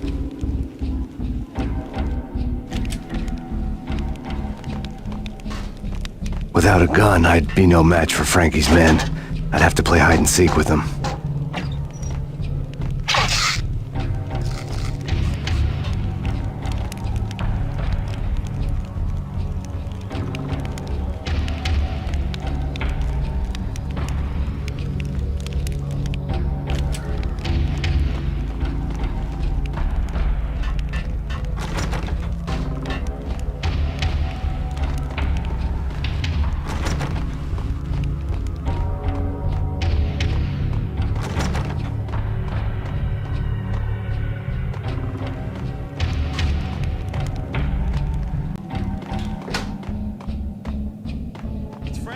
What the hell?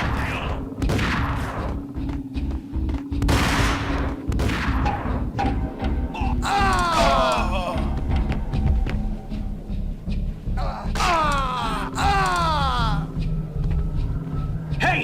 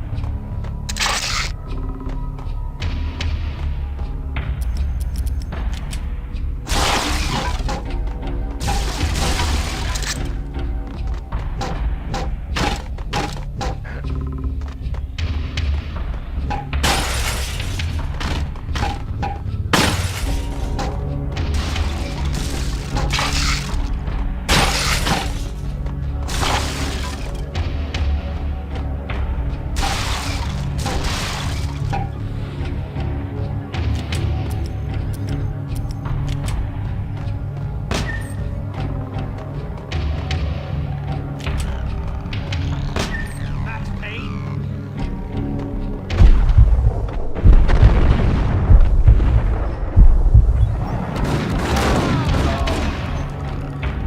Another newspaper caption for a murder scene. Frankie had left his calling card, a Captain Baseball Bat Boy strip, next to a sewer passage filled with bodies. You'd better not mess with Captain Baseball Bat Boy. Even my archenemy, Bicycle Helmet Girl, swoons at the sight of me. Aha! There were enough corpses to put a mass murderer to shame.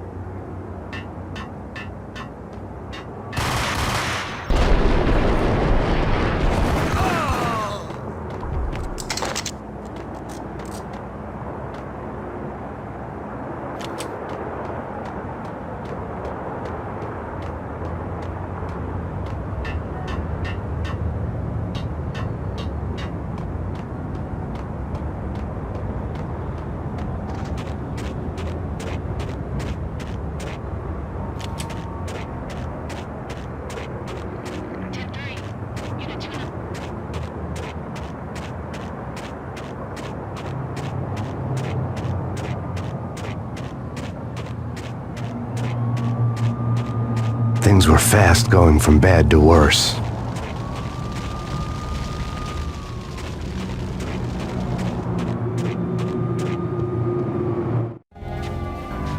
The men in blue had come and gone. They had decorated the place with chalk outlines and tied it together with yellow tape. The cops who had stayed behind were dead. Frankie, his boys, and I had the place all for ourselves.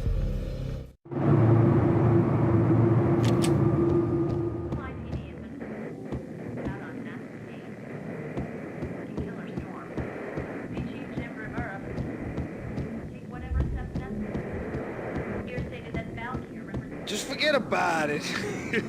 Just forget about it. Hey, just forget about it. That crazy witch, you should have heard her. She was a real scream when the boys caught her trying to cap the Don. Oh, that's friggin' bad. To the trio? That's even worse than what Frankie's doing to that poor bastard downstairs. She's gonna take a long time to die. The mobster muscle on the phone was talking about Mona. Punchinello's trio were nothing but bad news. It's Payne!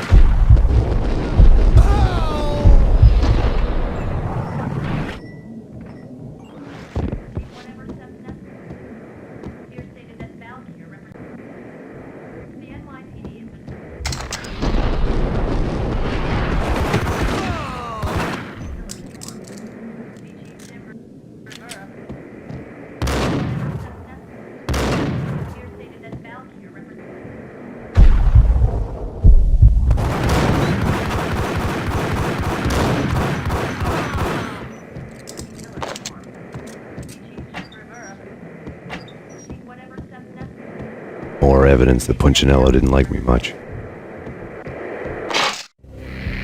The fact remains that all the victims so far identified in the Ragnarok shooting have been known criminals, many of whom had large doses of V in their blood.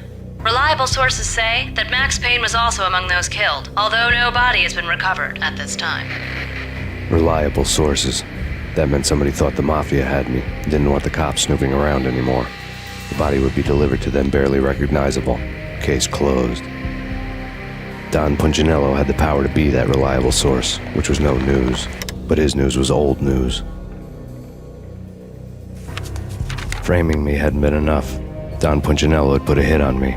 He wanted me dead, and it had been important enough for him to give written instructions to Frankie about it. Max Payne should die like a dog for the trouble he's caused.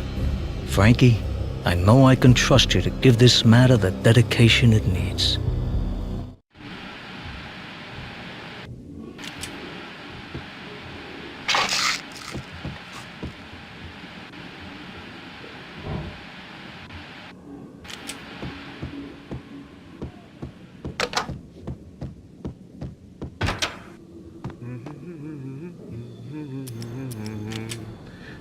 What the hell? Ah!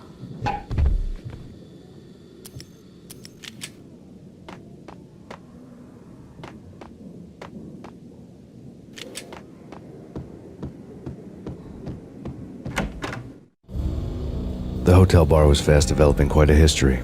True to his words, Frankie was there, having a beer. Jesus Christ. How the hell did you get loose? Got bored waiting. Thought, what the hell, we could just as well finish this here.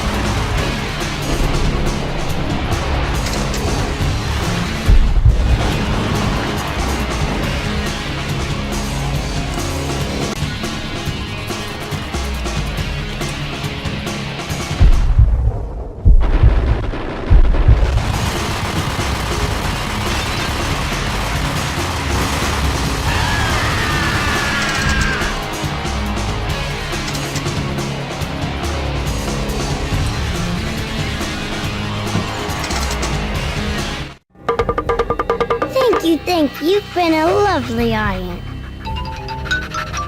Had enough? I don't play with girls anyway. Unfair! I spotted the tail as soon as I left the hotel. A big black Mercedes. I'd seen the car before. That time it had heralded impressive explosions. Vladimir was back. Bang! You're dead, Max Payne. I might have laughed if I remembered how. What's this supposed to be? Cops and robbers? Look, you want something with me? Get in line. Peace, man. Relax. You know you are a real news item. Armed and dangerous. I am going to make you an offer you can't refuse. I've always wanted to say that. It's a bum rap. I've been framed. Well, that's a moot point. Whatever you did or did not do, I'm sure you had good reason for doing it. Want to hear me out? I'm listening.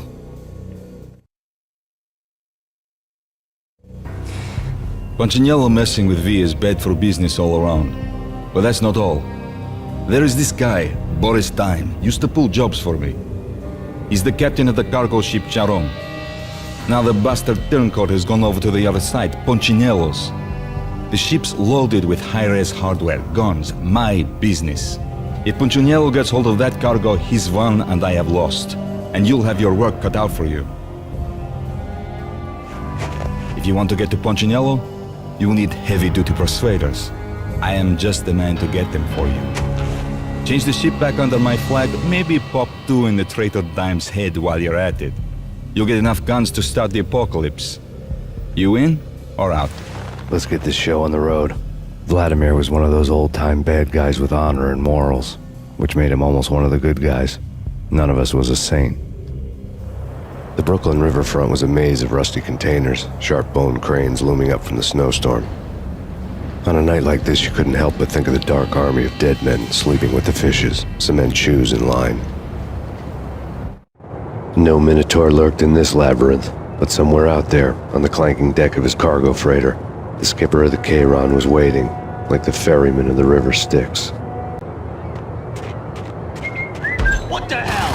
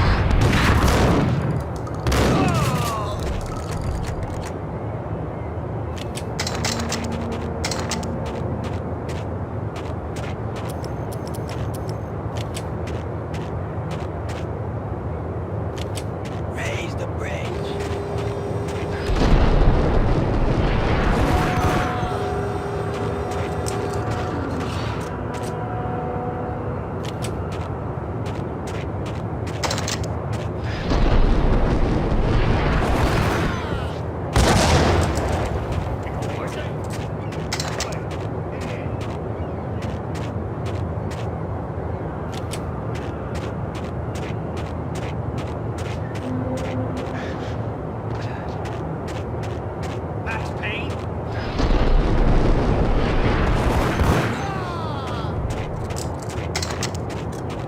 I doubted the letter was a receipt.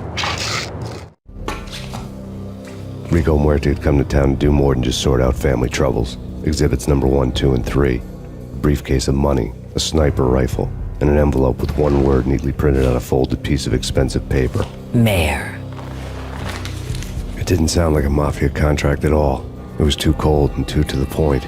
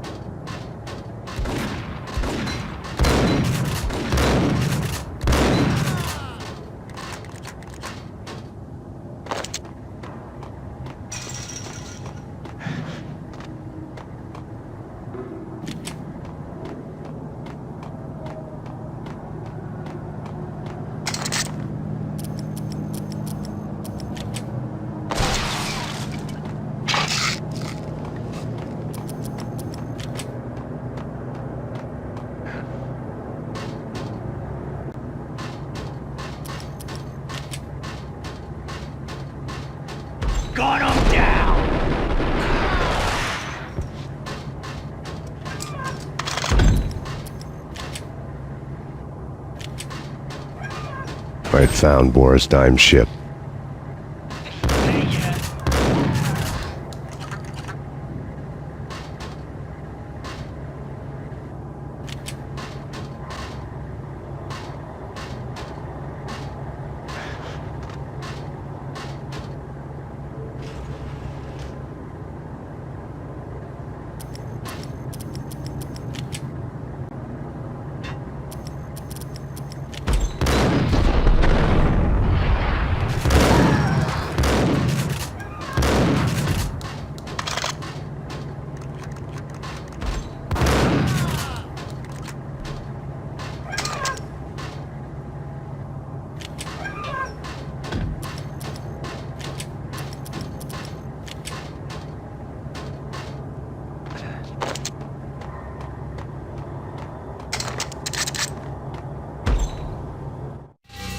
Rust had crept over the sides of the cargo steamer a long time ago. Boris Dime would be on board. I'd have to smoke half of his crew to even get near the gangplank. The guns were probably being kept in the hold, buried amidst the rats and oily water.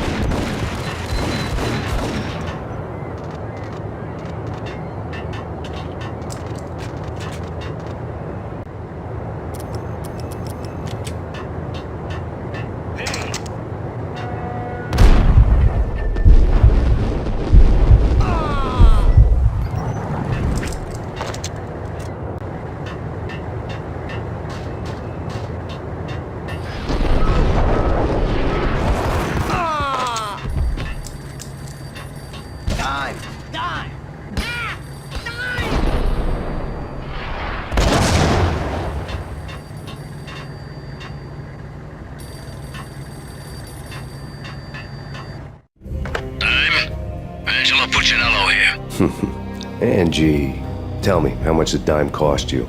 I bet it was more than his name. Max Payne. Right the first time. You're dead, punk. You sure you're not confusing me with Boris here? But you are right, of course. Pretty soon we should get together and have a talk. You son of a... Pissing Punchinello off was a dangerous game, but when people get mad, they make mistakes. I should know.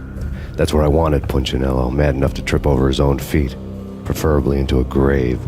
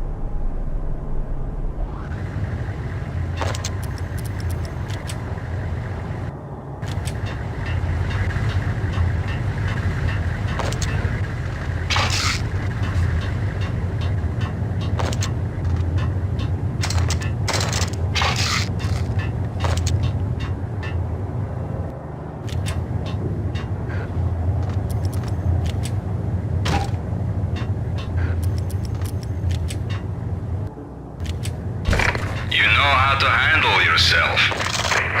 Anybody who says different is calling me a liar. Vladimir here. Collect all the guns and ammo you want. Meet me on the bridge afterwards.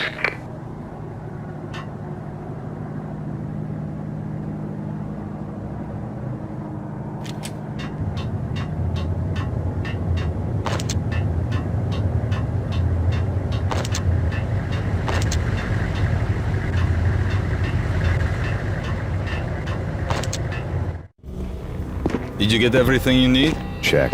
I owe you. Anything you need. This is my solo. When I'm through, Punchinello won't be anybody's problem anymore. Clear as vodka. But anytime you get between a rock and a hard place, just whistle. This could be the beginning of a beautiful friendship. You really get a bang out of this big-time gangster act, don't you?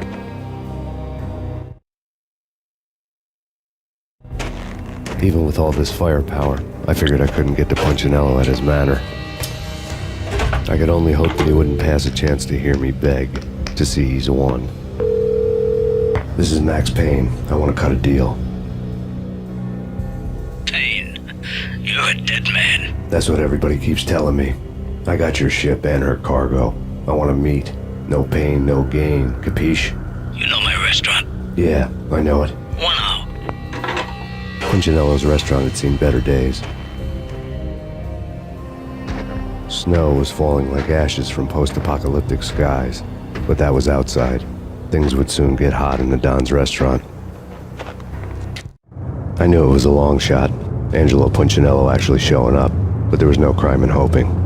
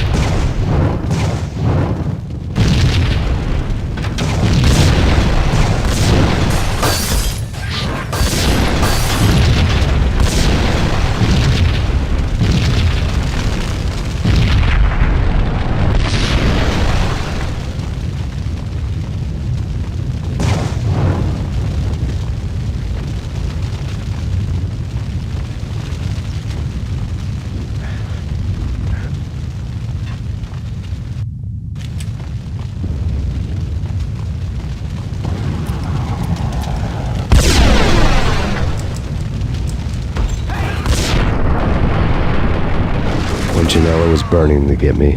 The feeling was mutual. He was trying to put out my flames with gasoline.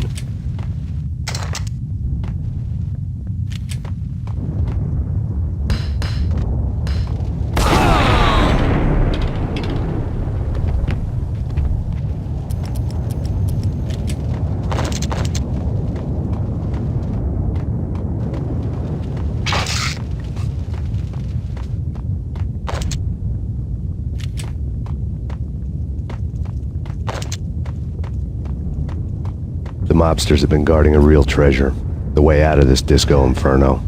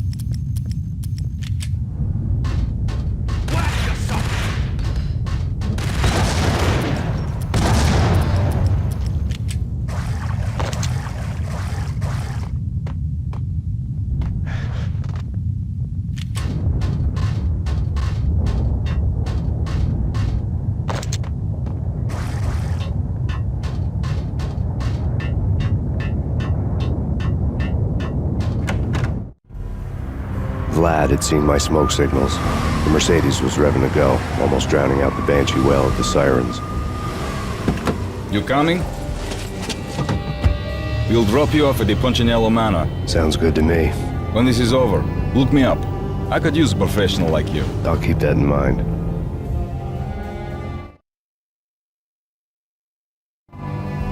The night groaned with cold. The garden lights flickered nervously. In their light, the falling snow was dead white before the darkness ate it up. I had heard the stories. The trio were mad dogs. They'd have hung the heads of their enemies over the manor gates if the capo had only let them. Punchinello wanted pain. He'd see the pain. The trick in my situation was that there was no trick, no matter what the movies tell you. No rules, no secret mantra, no roadmap. It wasn't about how smart or how good you were. It was chaos and luck, and anyone who thought different was a fool. All you could do was to hang on madly, as long and as hard as you could. Someone had graciously left the back door open for me and killed the guards. My money was on Mona. I knew the trio would be standing between me and Punchinello. I had read their rap sheets, thick as phone books. No one would be walking out of here alive. The numbing cold of the broken night had followed me in. Upstairs, the trio tangoed down the manor halls to the silent rhythm of their murderous hearts. The blood of their victims rust on their lips. Vince Mugnano, Pilot Providence, a.k.a. Big Brother, and Joe Deadpan Salem. The pistol was a frozen lump in my hand, piercing the skin, gnawing me to the bone.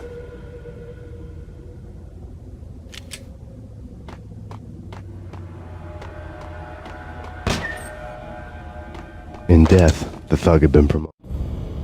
Someone hadn't enjoyed the Don's hospitality. Someone with a flair for the dramatic. Someone who had let herself out of a locked cell and past a couple of armed guards. My thoughts were on Mona again. I could only hope she was a good enough gambler to walk away while she was still winning, before she'd run into the trio. The messenger.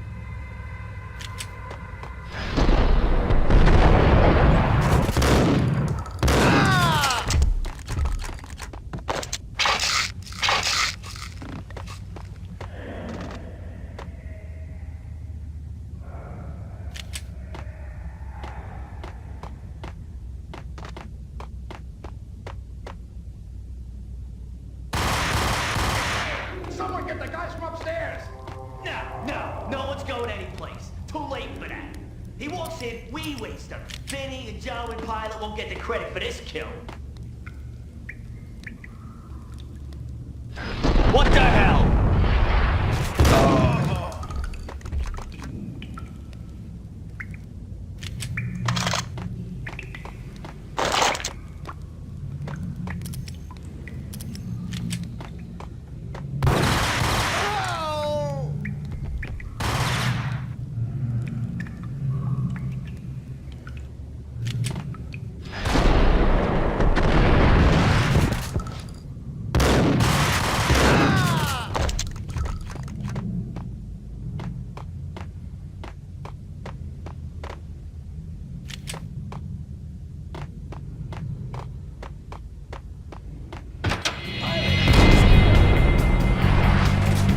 It didn't take me long to run into the trio.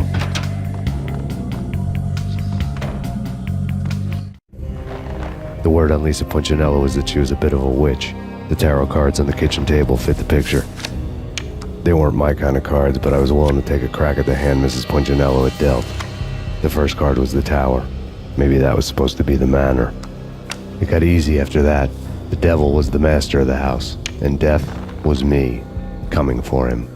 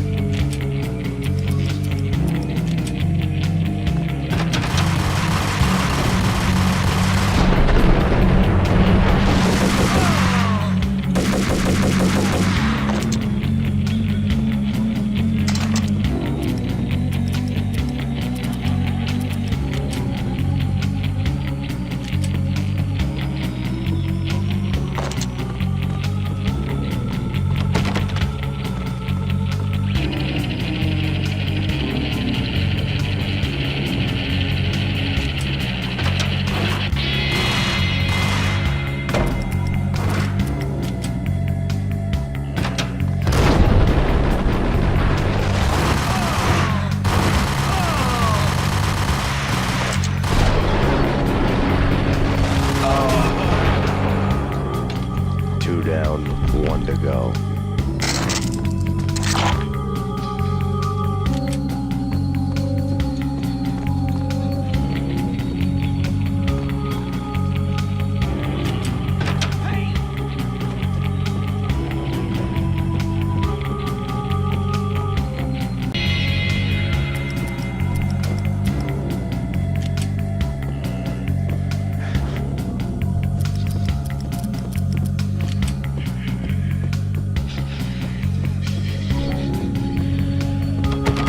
stopping him! This will stop anything. Take cover.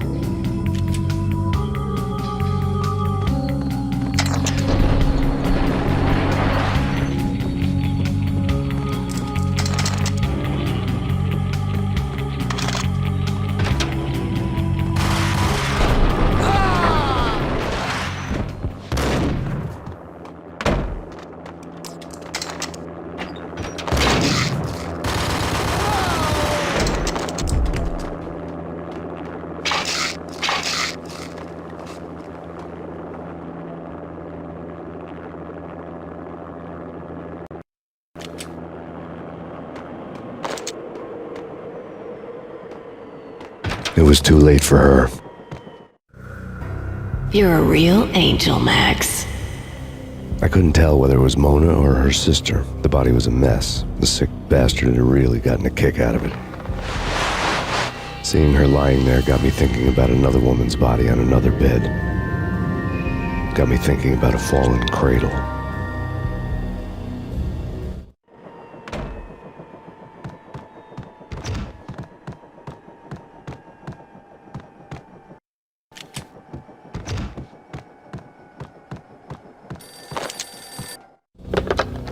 Max Payne. Talk to me. Alfred Woden. You've got company. An armed helicopter just landed on the Manor grounds. You must hurry. The more the merrier. Into the road, Payne. Vince Mugnano.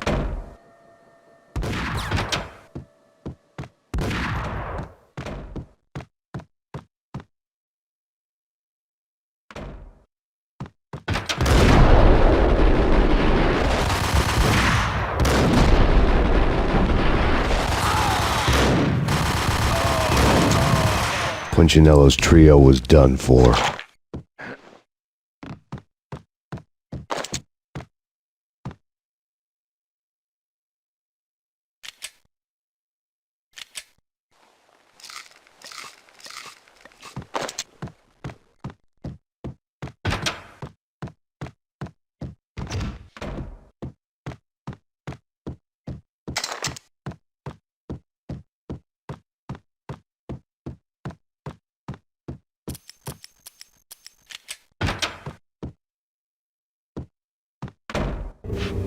Outside my door.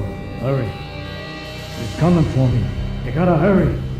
Please. I could hear Punchinello on the phone begging for help. He should have been saying his goodbyes. Punchinello was a pushover. The moment I stepped into the room, he folded like a deuce before a royal flush. No, wait.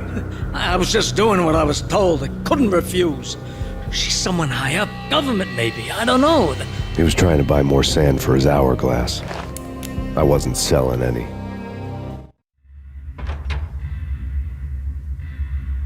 No, I told him not to.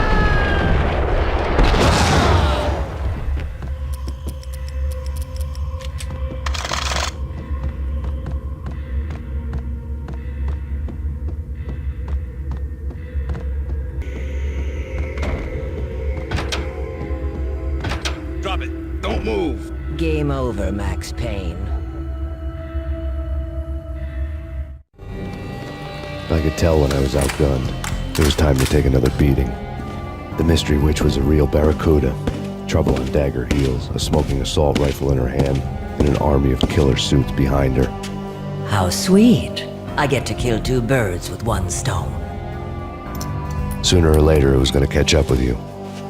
Mr. Payne, it's time to show you the benefits of my brew. Be a good boy now. You'd find that Lady Luck was really a hooker.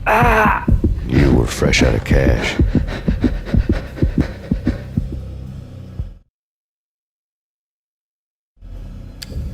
Gentlemen, we're done here. Take me to Cold Steel. She had just given me an OD of Valkyr. I could feel green fire eating my brains. They turned to steam. They did a fade on me. I'd never had a chance. The witch had got me just as sure as if she put a gun to my head and pulled the trigger. The shadows rushed me, bruised mugshot faces hungry for revenge. They knew my weak spots and closed in for the kill. The floor turned into a vortex of green blood. I fell. The flesh of fallen angels.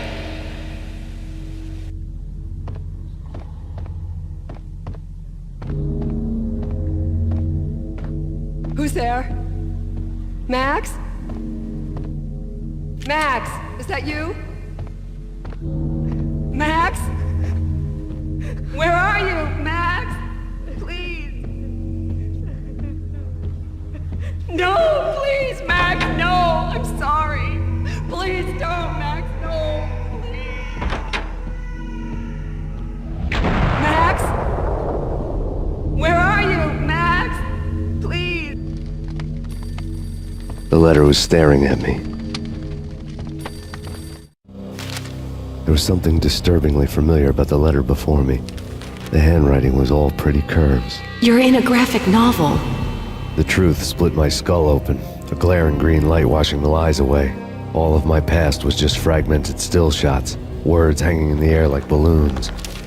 I was in a graphic novel. Funny as hell. It was the most horrible thing I could think of.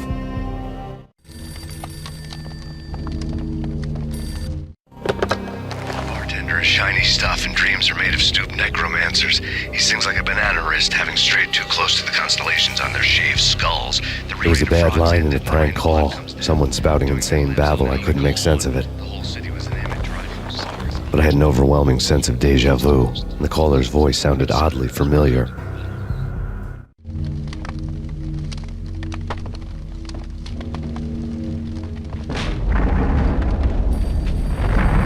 The weird piece of paper looked dangerous.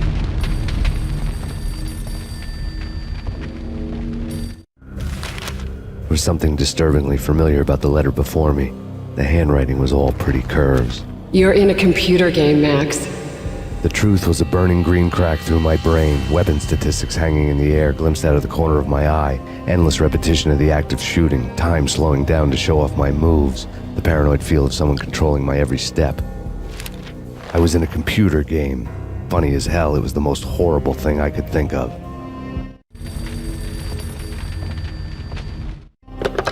Don't lose it. It's Valkyr. The drug. Snap out of it. Try to remember. It was a bad line in a prank call, someone spouting insane babble. I couldn't make sense of it. But I had an overwhelming sense of deja vu, and the caller's voice sounded oddly familiar.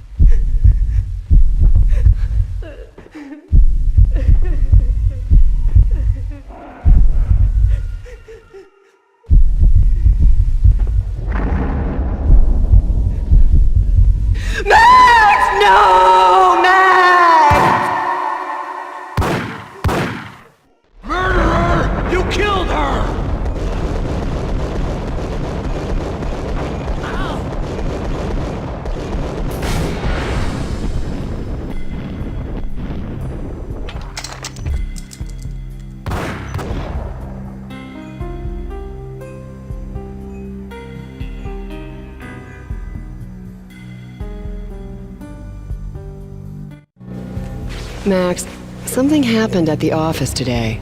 A strange memo. Something about Vikings. Honey, I gotta run. You can tell me all about it this evening. Have a nice day, darling. The bullet holes were rubies on her chest, blood glowing on her ivory skin. She was so beautiful. The killer was smiling. The flesh of fallen angels.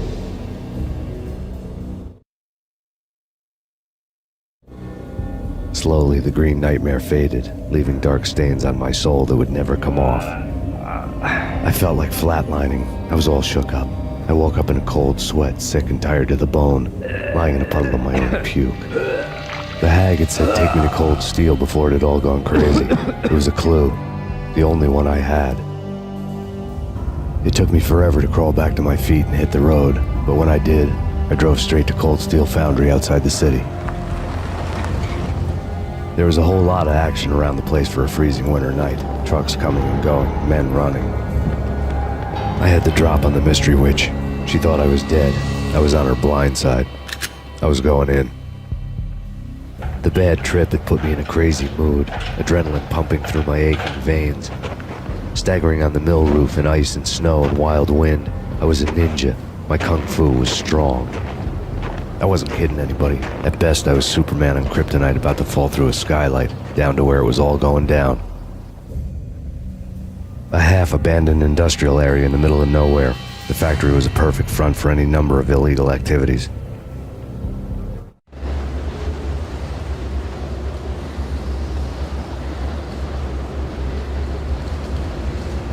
In the belly of the plant, molten metal boiled and bubbled like a witch's brew.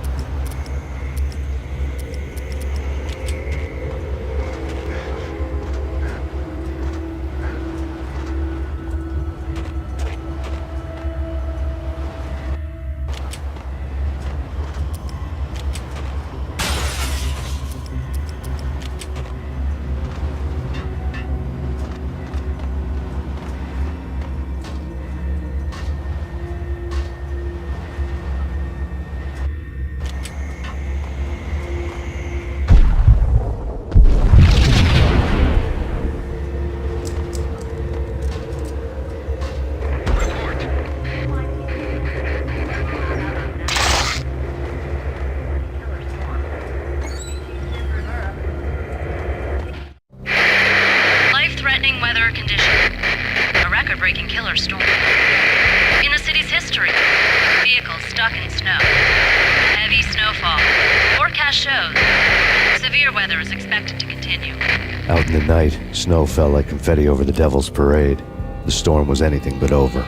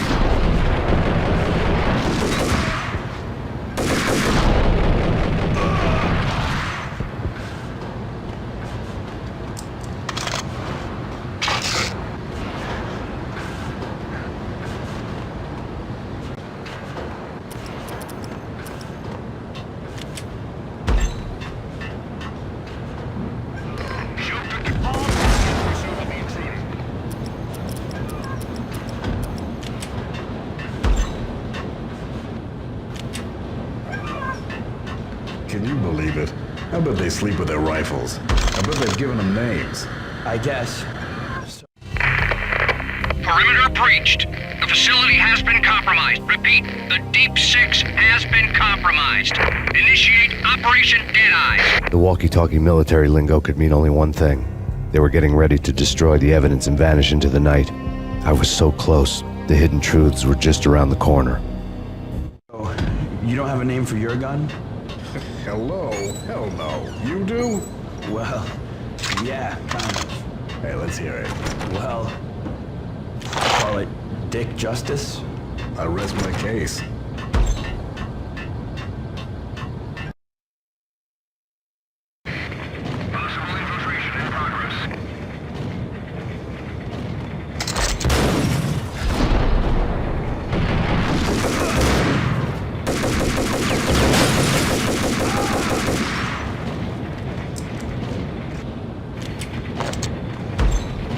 The folder on the table told a grim tale.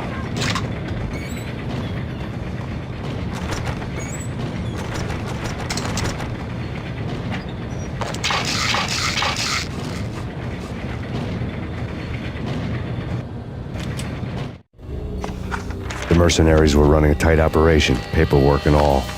Merchandise missing again. A chemist had tried to smuggle it out for his own private party.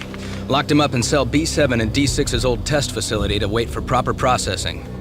I was close enough to hear the secrets, just beyond the next doorway.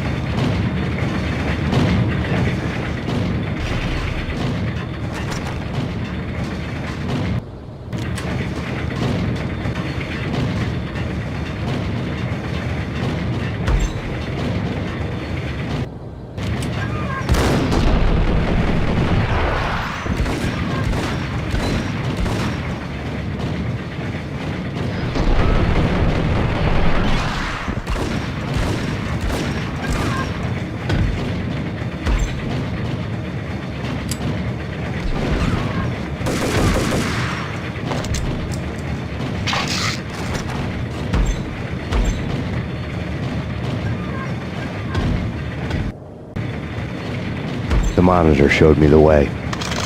Processing diagrams filled the control room screens, all but one. An elevator titled D6 on one of the screens, somewhere onwards, past rows of ovens, in the core of the plant.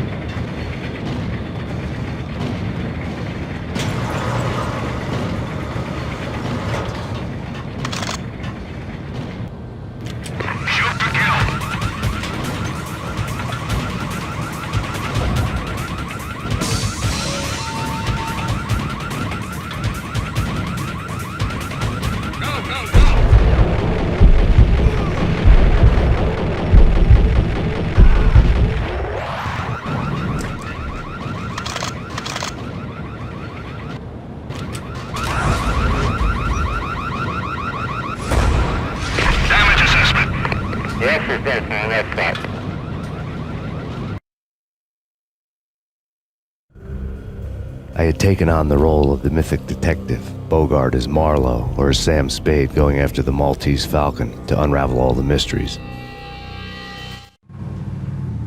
Following a path of clues to that final revelation, even if it would take me down to the cold, cavernous depths of a grave.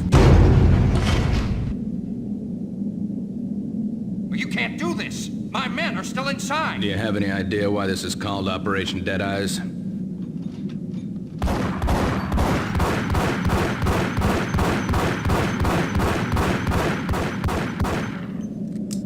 I think he's dead already. Let's do it.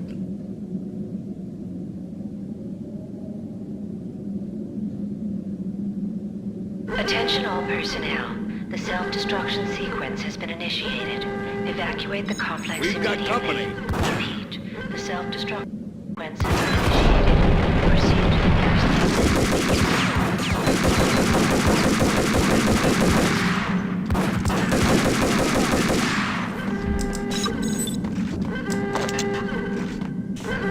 I had seen the logo on the floor before.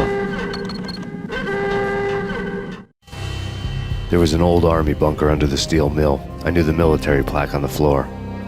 I had seen 1,000 variations of the insignia on crumbling brick walls everywhere in the city. The sword replaced by a syringe. Project Valhalla, V for Valkyr, V for Valhalla. All of a sudden it read like a crackpot conspiracy theory.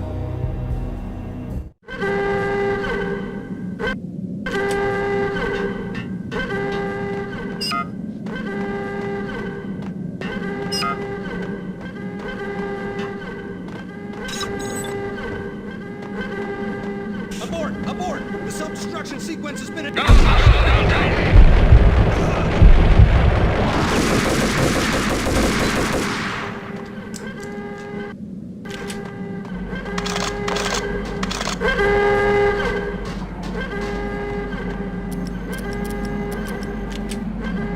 all personnel. The self-destruction sequence has been initiated. Proceed to the nearest exit immediately.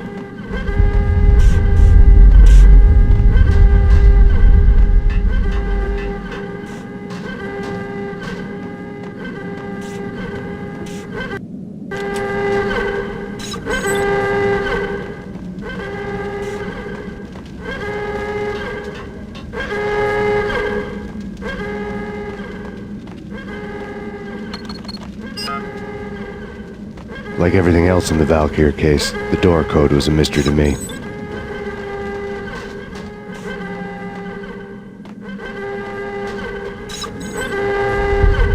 Decontamination in progress. The chemist had been using the workstation when he died. The half-life of the lab rat had ended online, his password blinking on the screen. 665, the neighbor of the beast. Decontamination in progress. Attention all personnel. The self-destruction sequence has been initiated. Proceed to the nearest exit immediately.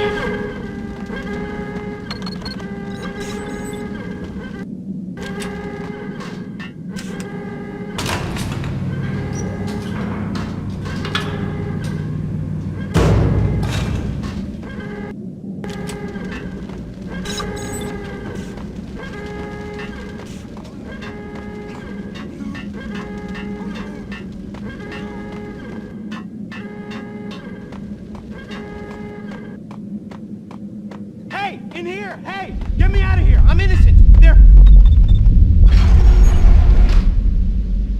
Thanks. I thought I was gonna die in there for sure. I need you to get me through the decontamination chamber airlock. You're crazy! No way! The place is blowing up, for Christ's sakes! Either that or back to the cell. Your choice. Okay, I'll do it.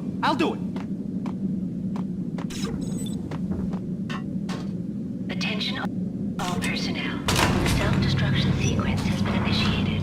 Proceed to the nearest exit immediately.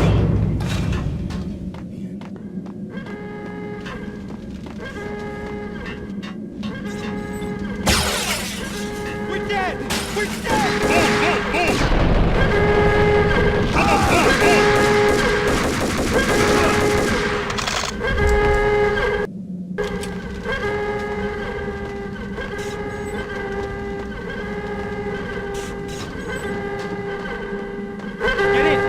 punch you through. After this, you can go. You're a free man. Decontamination in Get a bad progress. thing. Bad.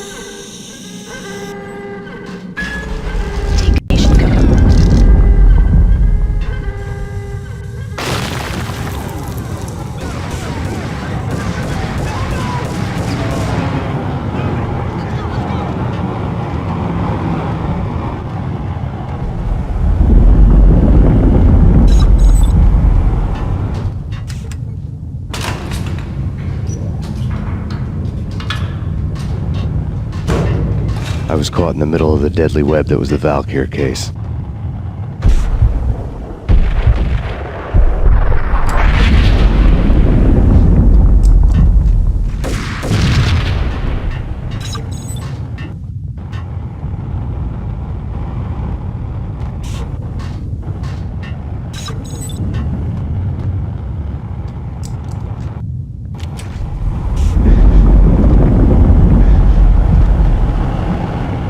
One of the lab terminals had the project logo on the screen. Top secret. Project Valhalla. U.S. Army. Yggdrasil Network. Valhalla. The otherworldly place in Norse mythology where the bravest heroes spent their afterlife feasting and fighting forever. Their wounds miraculously healed night after night. Valkyr. The maidens who chose the most courageous Viking warriors and carried them to Valhalla. 1991. The research objective is to create a chemical substance to enhance the stamina and morale of infantry troops. 1995. Results unsatisfactory. Project cancelled. Someone had decided to continue the sick experiment unauthorized. Project compromised. Data leak. Fix the damage by any means necessary. Security clearance red.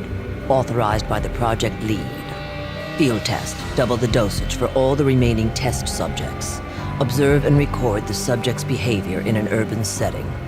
The drop-off point was my old address in New Jersey. The file dated 3 years ago.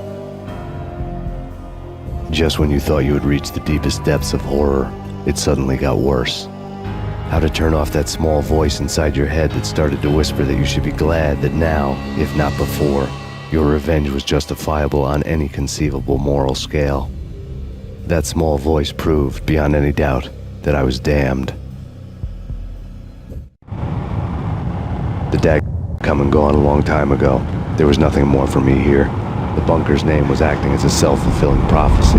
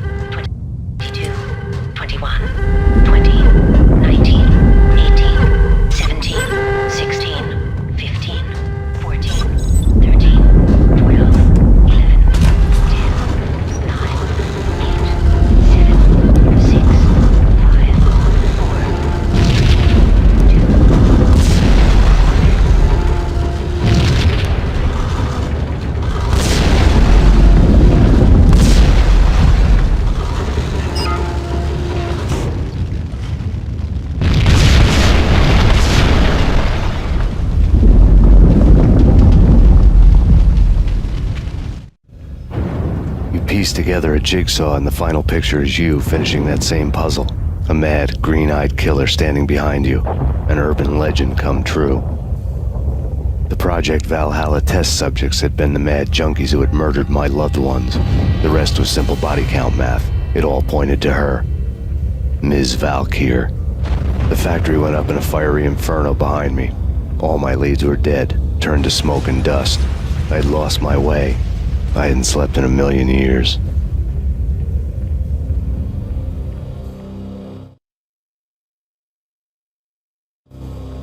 I felt thin as death.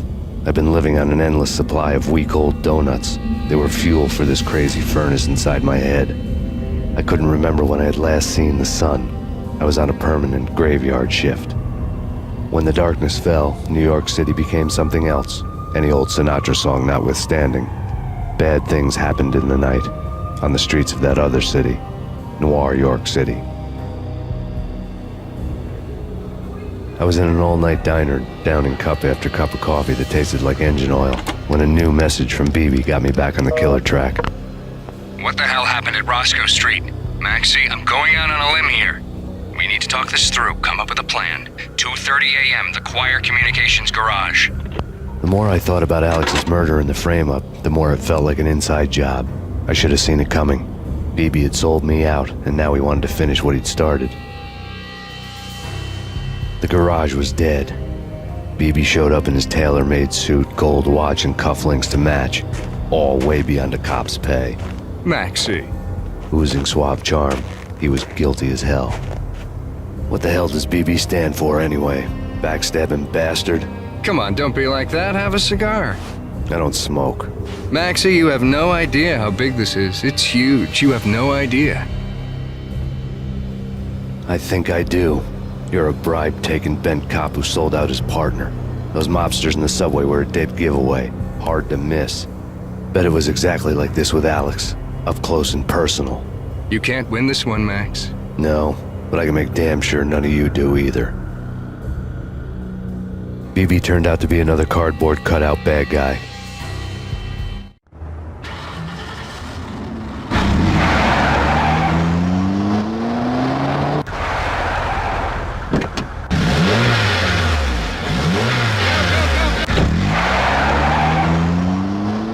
A bad cop on the take, a cowardly right-hand man fleeing from the scene, leaving his paid thugs to do his dirty work.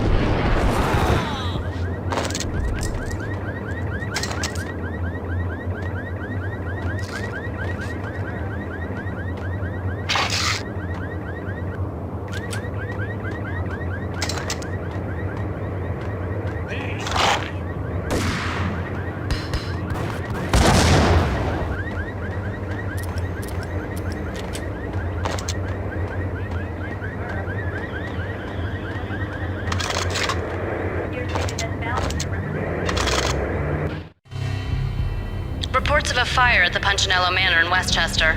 The manor is the home of Angelo Punchinello, the alleged head of the Punchinello crime family. The police are now saying, contrary to their earlier statements, that Max Payne is still alive and at large. He continues his vendetta against the Mafia, of which this last act of arson is attributed to. I had no recollection of setting any fires, but I did remember the flames.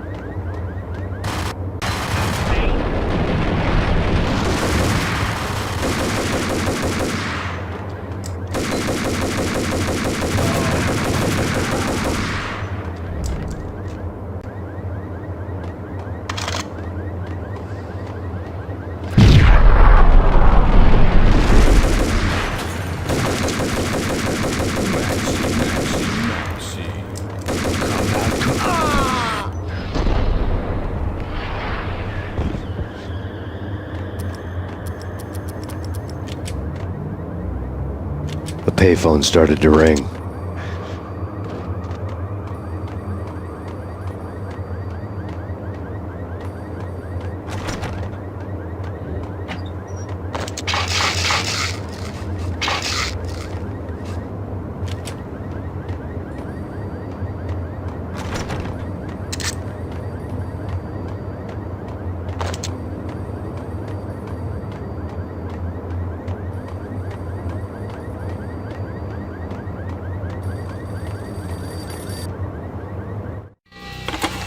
Yeah. Max Payne? Whatever does it for you. This is Alfred Woden. I can give you the name of your enemy.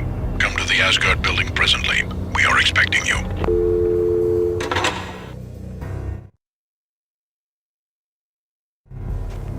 Woden was waiting for me on the steps of the old building. Mr. Payne, let's go inside. The others are anxious to begin.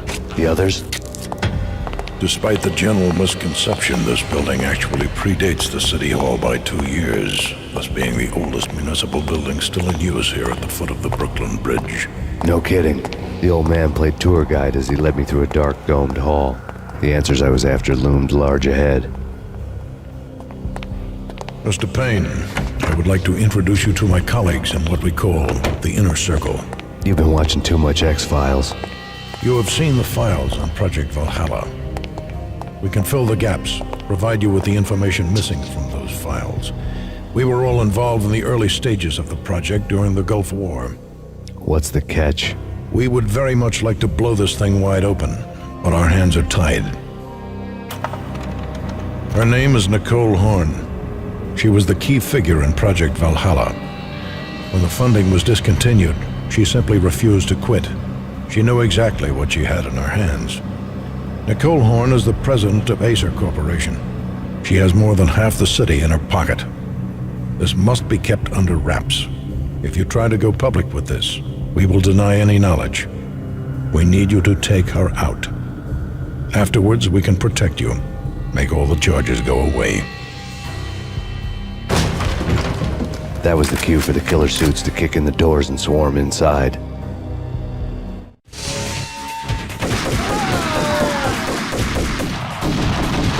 It was an impressive floor show, but I decided to leave early anyway.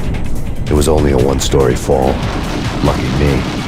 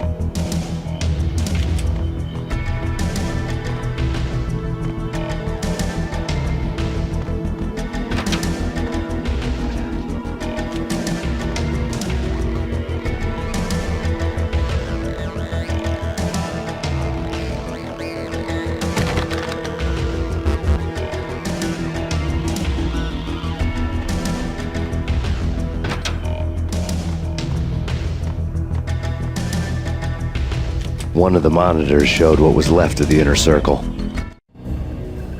On screen, the so-called corpse of Alfred Woden stood up, miraculously waking from his dirt nap, looking smug among his dead pals. In the land of the blind, the one-eyed man is king. I didn't know how he'd pulled it off, but it was a pretty slick way to get out of all his promises.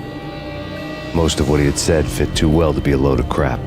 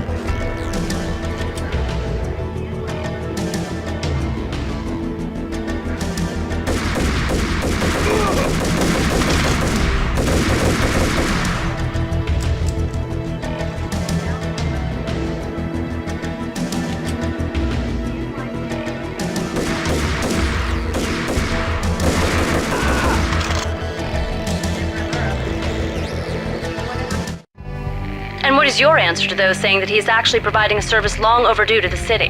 This crusade nonsense has gone too far. He's out of control. It must stop. He will be stopped.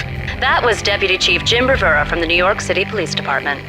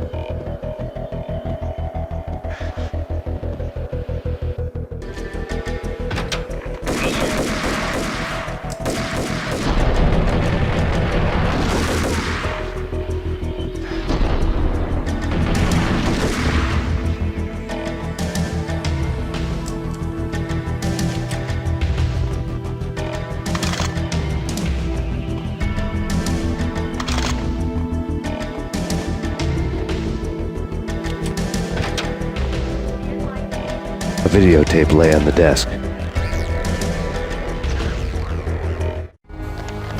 Nicole Horn had blackmailed the inner circle into silence. The tape came with a curt extortion note on a piece of expensive paper. I remembered Candy Dawn taping her clients in action on the side, selling the tapes to the highest bidder. I was sure that kinky sex was nowhere near Alfred Woden's worst sin, but I had a feeling that when this was over, any collateral would come in handy.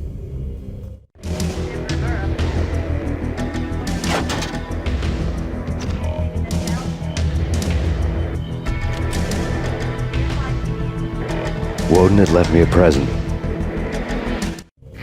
Nothing seems to stop Acer Corporation's phenomenal victory march. Incredibly, the stocks are still rocketing. Worried experts already see a danger in the company's success. Some have gone as far as to say that Acer Corporation is about to become an even bigger monopoly than Microsoft ever was.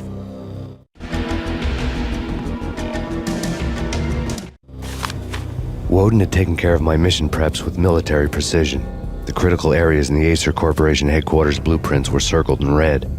The president's office was at the top of the building, right below her penthouse suite. The elevators were controlled by a security computer, part of the mainframe located underground below the building. The high-rise was sealed as tight as a sci-fi fortress.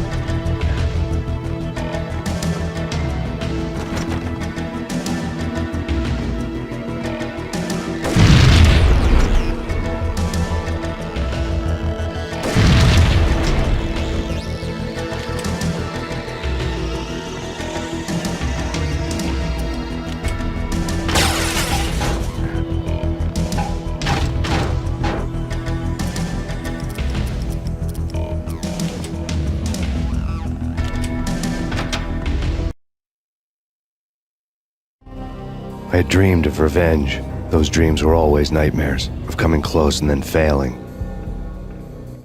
Now I was close. I had a name to guide me, Nicole Horn. I had nothing to lose.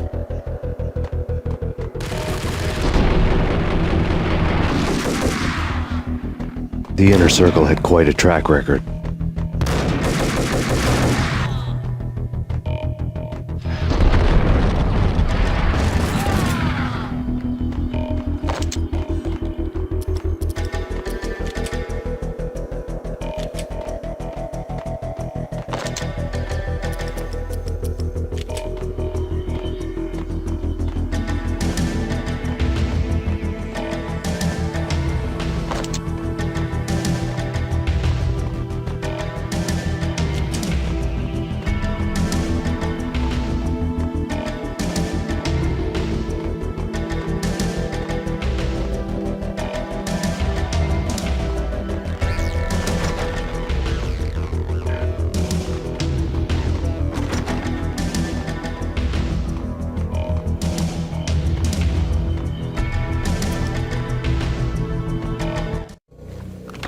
Project Valhalla had not been the only thing the Inner Circle had been involved in. There were rows of cabinets full of files. The Serpentine Secret Society went back a long way, always pulling strings from the shadows. I couldn't say I was sorry. Woden's move in some Byzantine power game had cut the Circle's membership roster to 1. The old man wanted me on cleanup duty. It was my mess, too.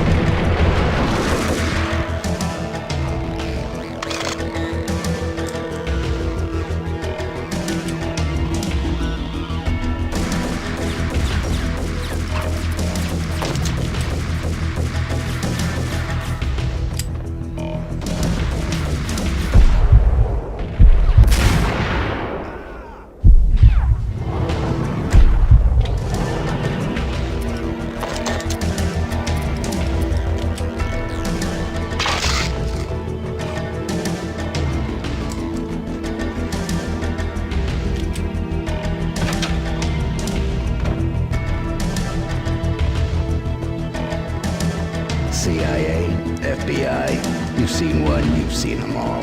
Sure, good for a practice run. But this, working for her, real thing. The money's astronomical. And best of all, you get to kill any scumbag who gets in your way. License to kill. Terminate.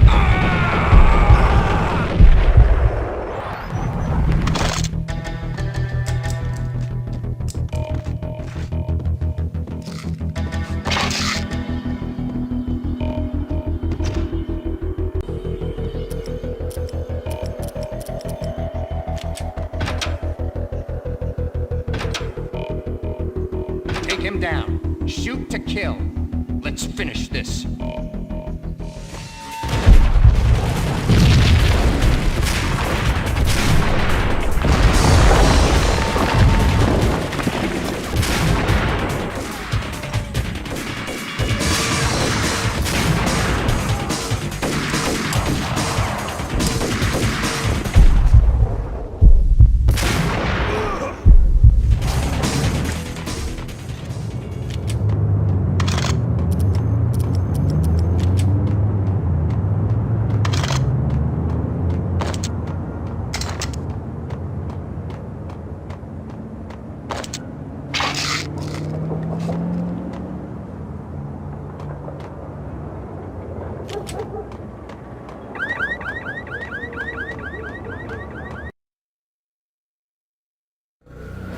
Mine wasn't the most original approach to the problem.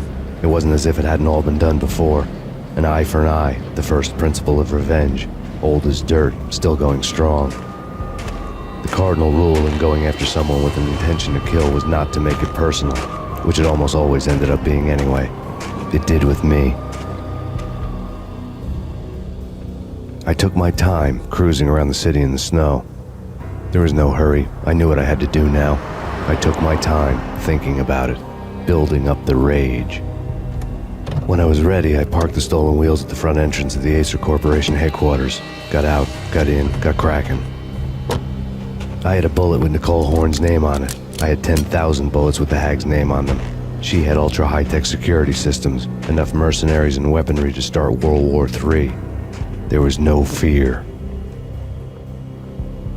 New York disappeared behind a veil of snow. I had crossed the threshold. This was her domain, sleek and sexy and soulless, all glass and steel. A place of color-coded security keycards, metal detectors, and surveillance systems.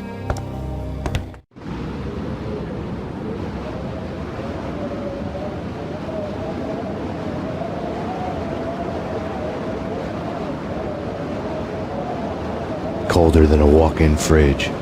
Cold as a gun.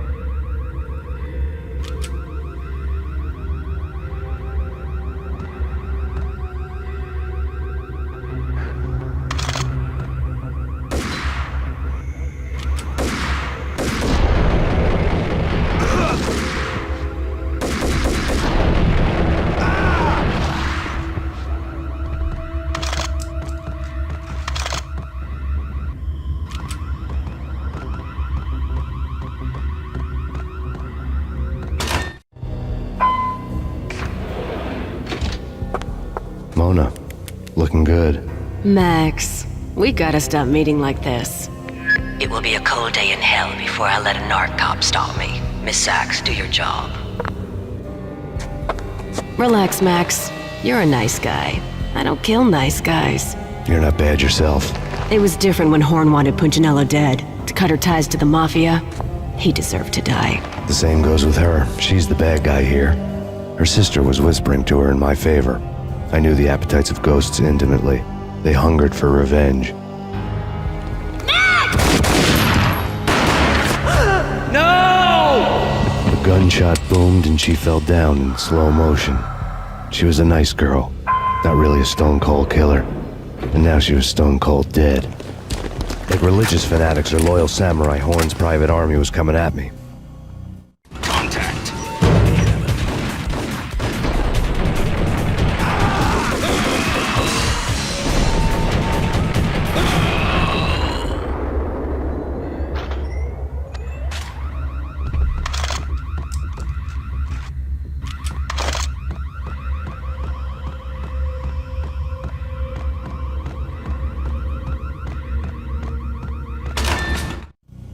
When the elevator came back down, Mona was gone. There was a lot of blood, but no body.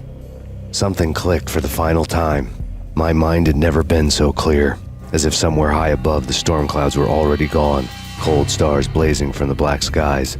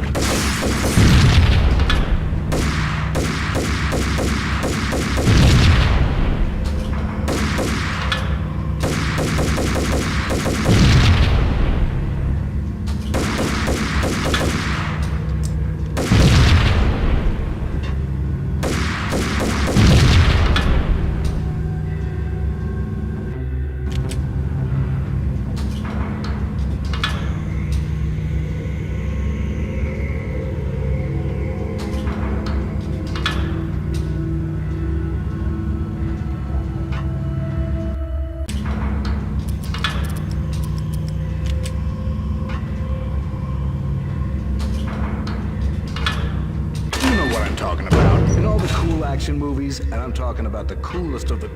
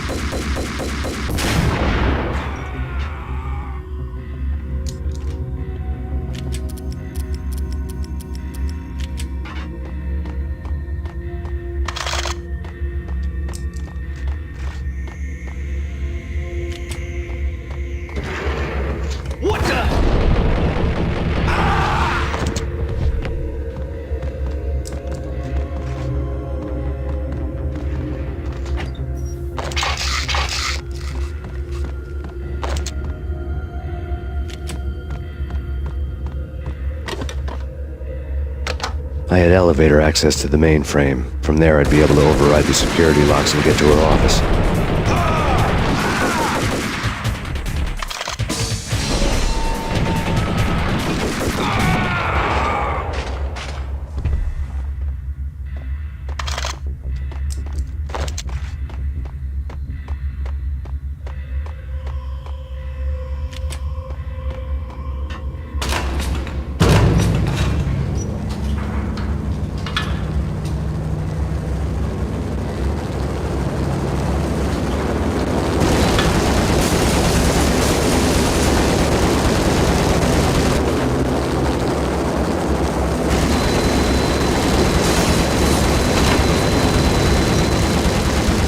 The unmarked chopper was Horn's pet guardian, inhuman and flawless.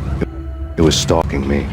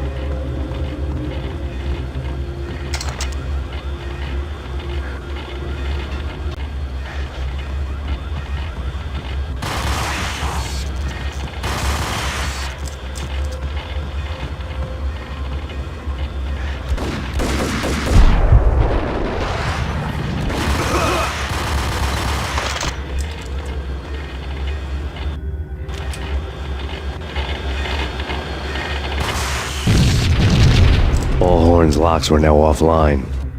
All bets were off. The elevator would take me all the way up.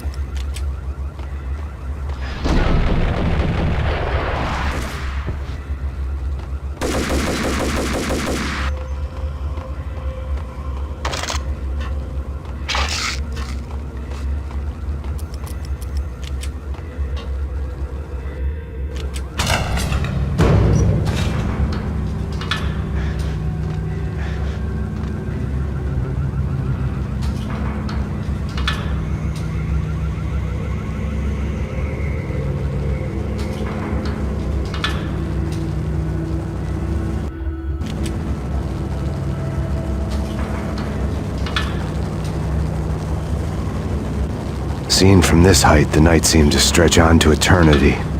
A hint of desperation had crept into the snowstorm, as if it was trying to get it all out before the end.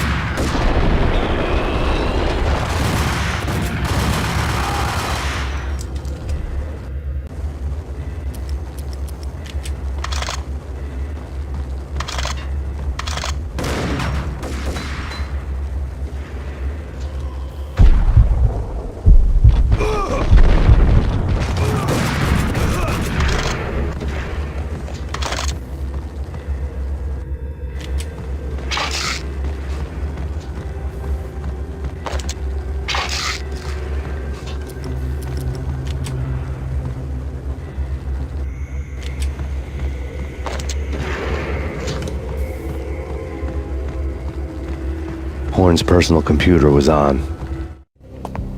Next to the printer was a neat stack of expensive paper.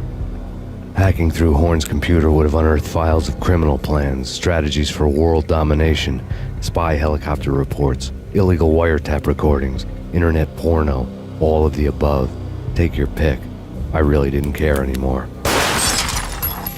I had seen too much of it already.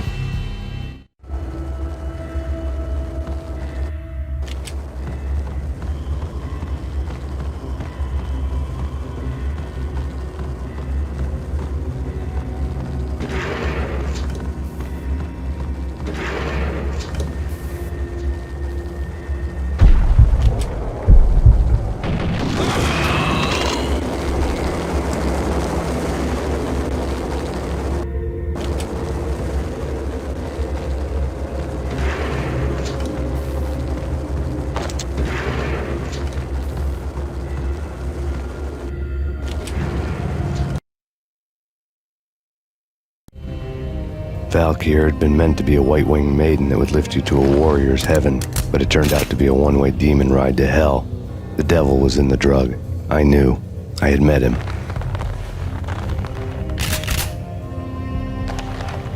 And now I was gonna kill her. The queen of the underworld who had tried to lift herself a bit closer to heaven with her drug money. No begging, no bribes. She knew better.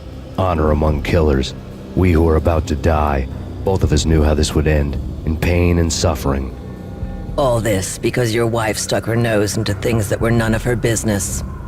The cops were coming to take me away. The sirens were like a bad conscience I couldn't shake. It's ridiculous you've made it this far. You won't be alive when they get here. Stop him!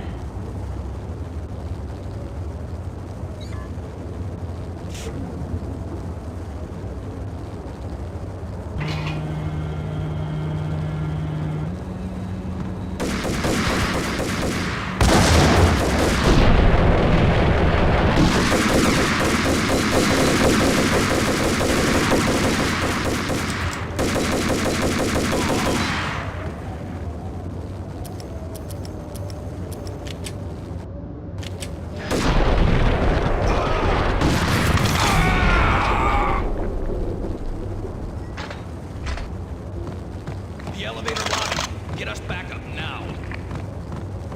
Max Payne, this is futile. A waste of time. The deaths of your wife and daughter were necessary. Inevitable. It is done.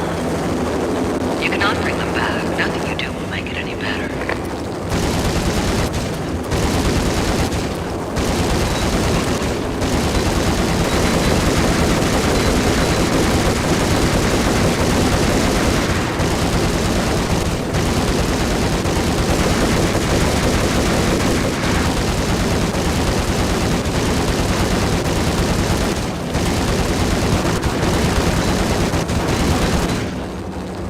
Max Payne, you are fighting a losing battle.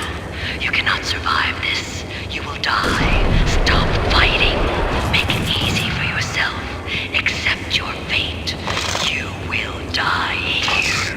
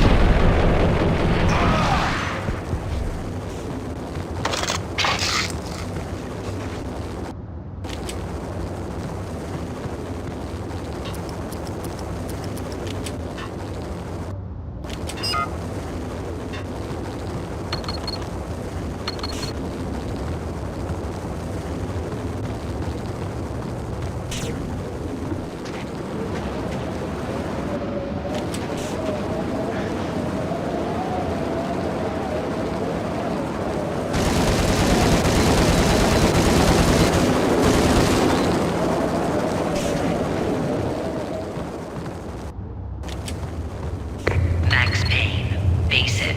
You are up against an unbeatable force. You have already lost. You have lost. Only death will set you free from your pain. Accept it. Surrender. Give up.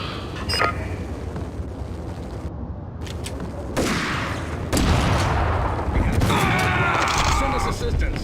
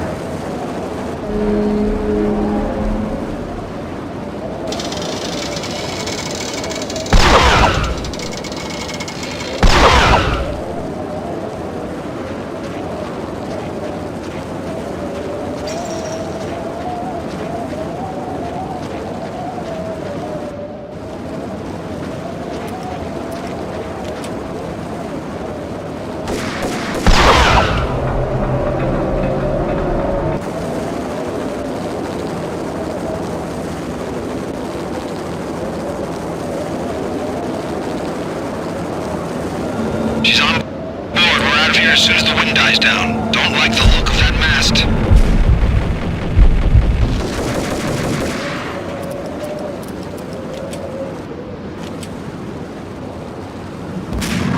Lift off in 1 minute.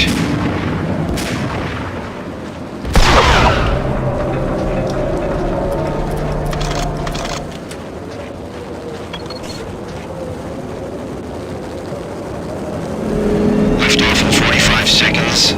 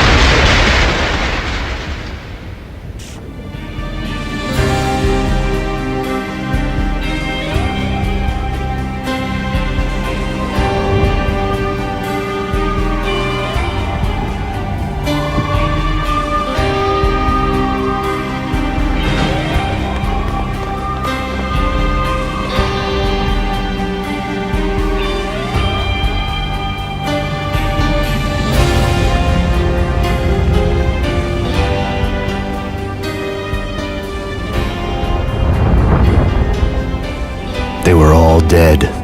The final gunshot was an exclamation mark to everything that had led to this point. I released my finger from the trigger.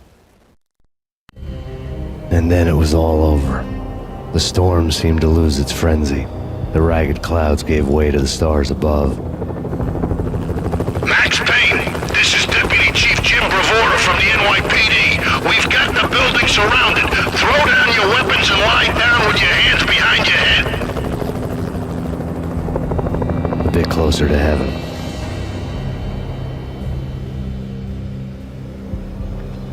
The cops' voices were distant and muted. Freeze! NYPD! Hold it right there! My ghosts released me from their haunting. Down below, New York City glittered like diamonds on black velvet. You gave us one hell of a ride. Take him down to Central Booking. You heard the man. Woden was there in the crowd, standing by the sidelines. It wouldn't be over till the man with the patch would say so. He'd say the right words. I knew he would. He'd better. Woden grinned smugly. It was the grin of a winner. That made two of us.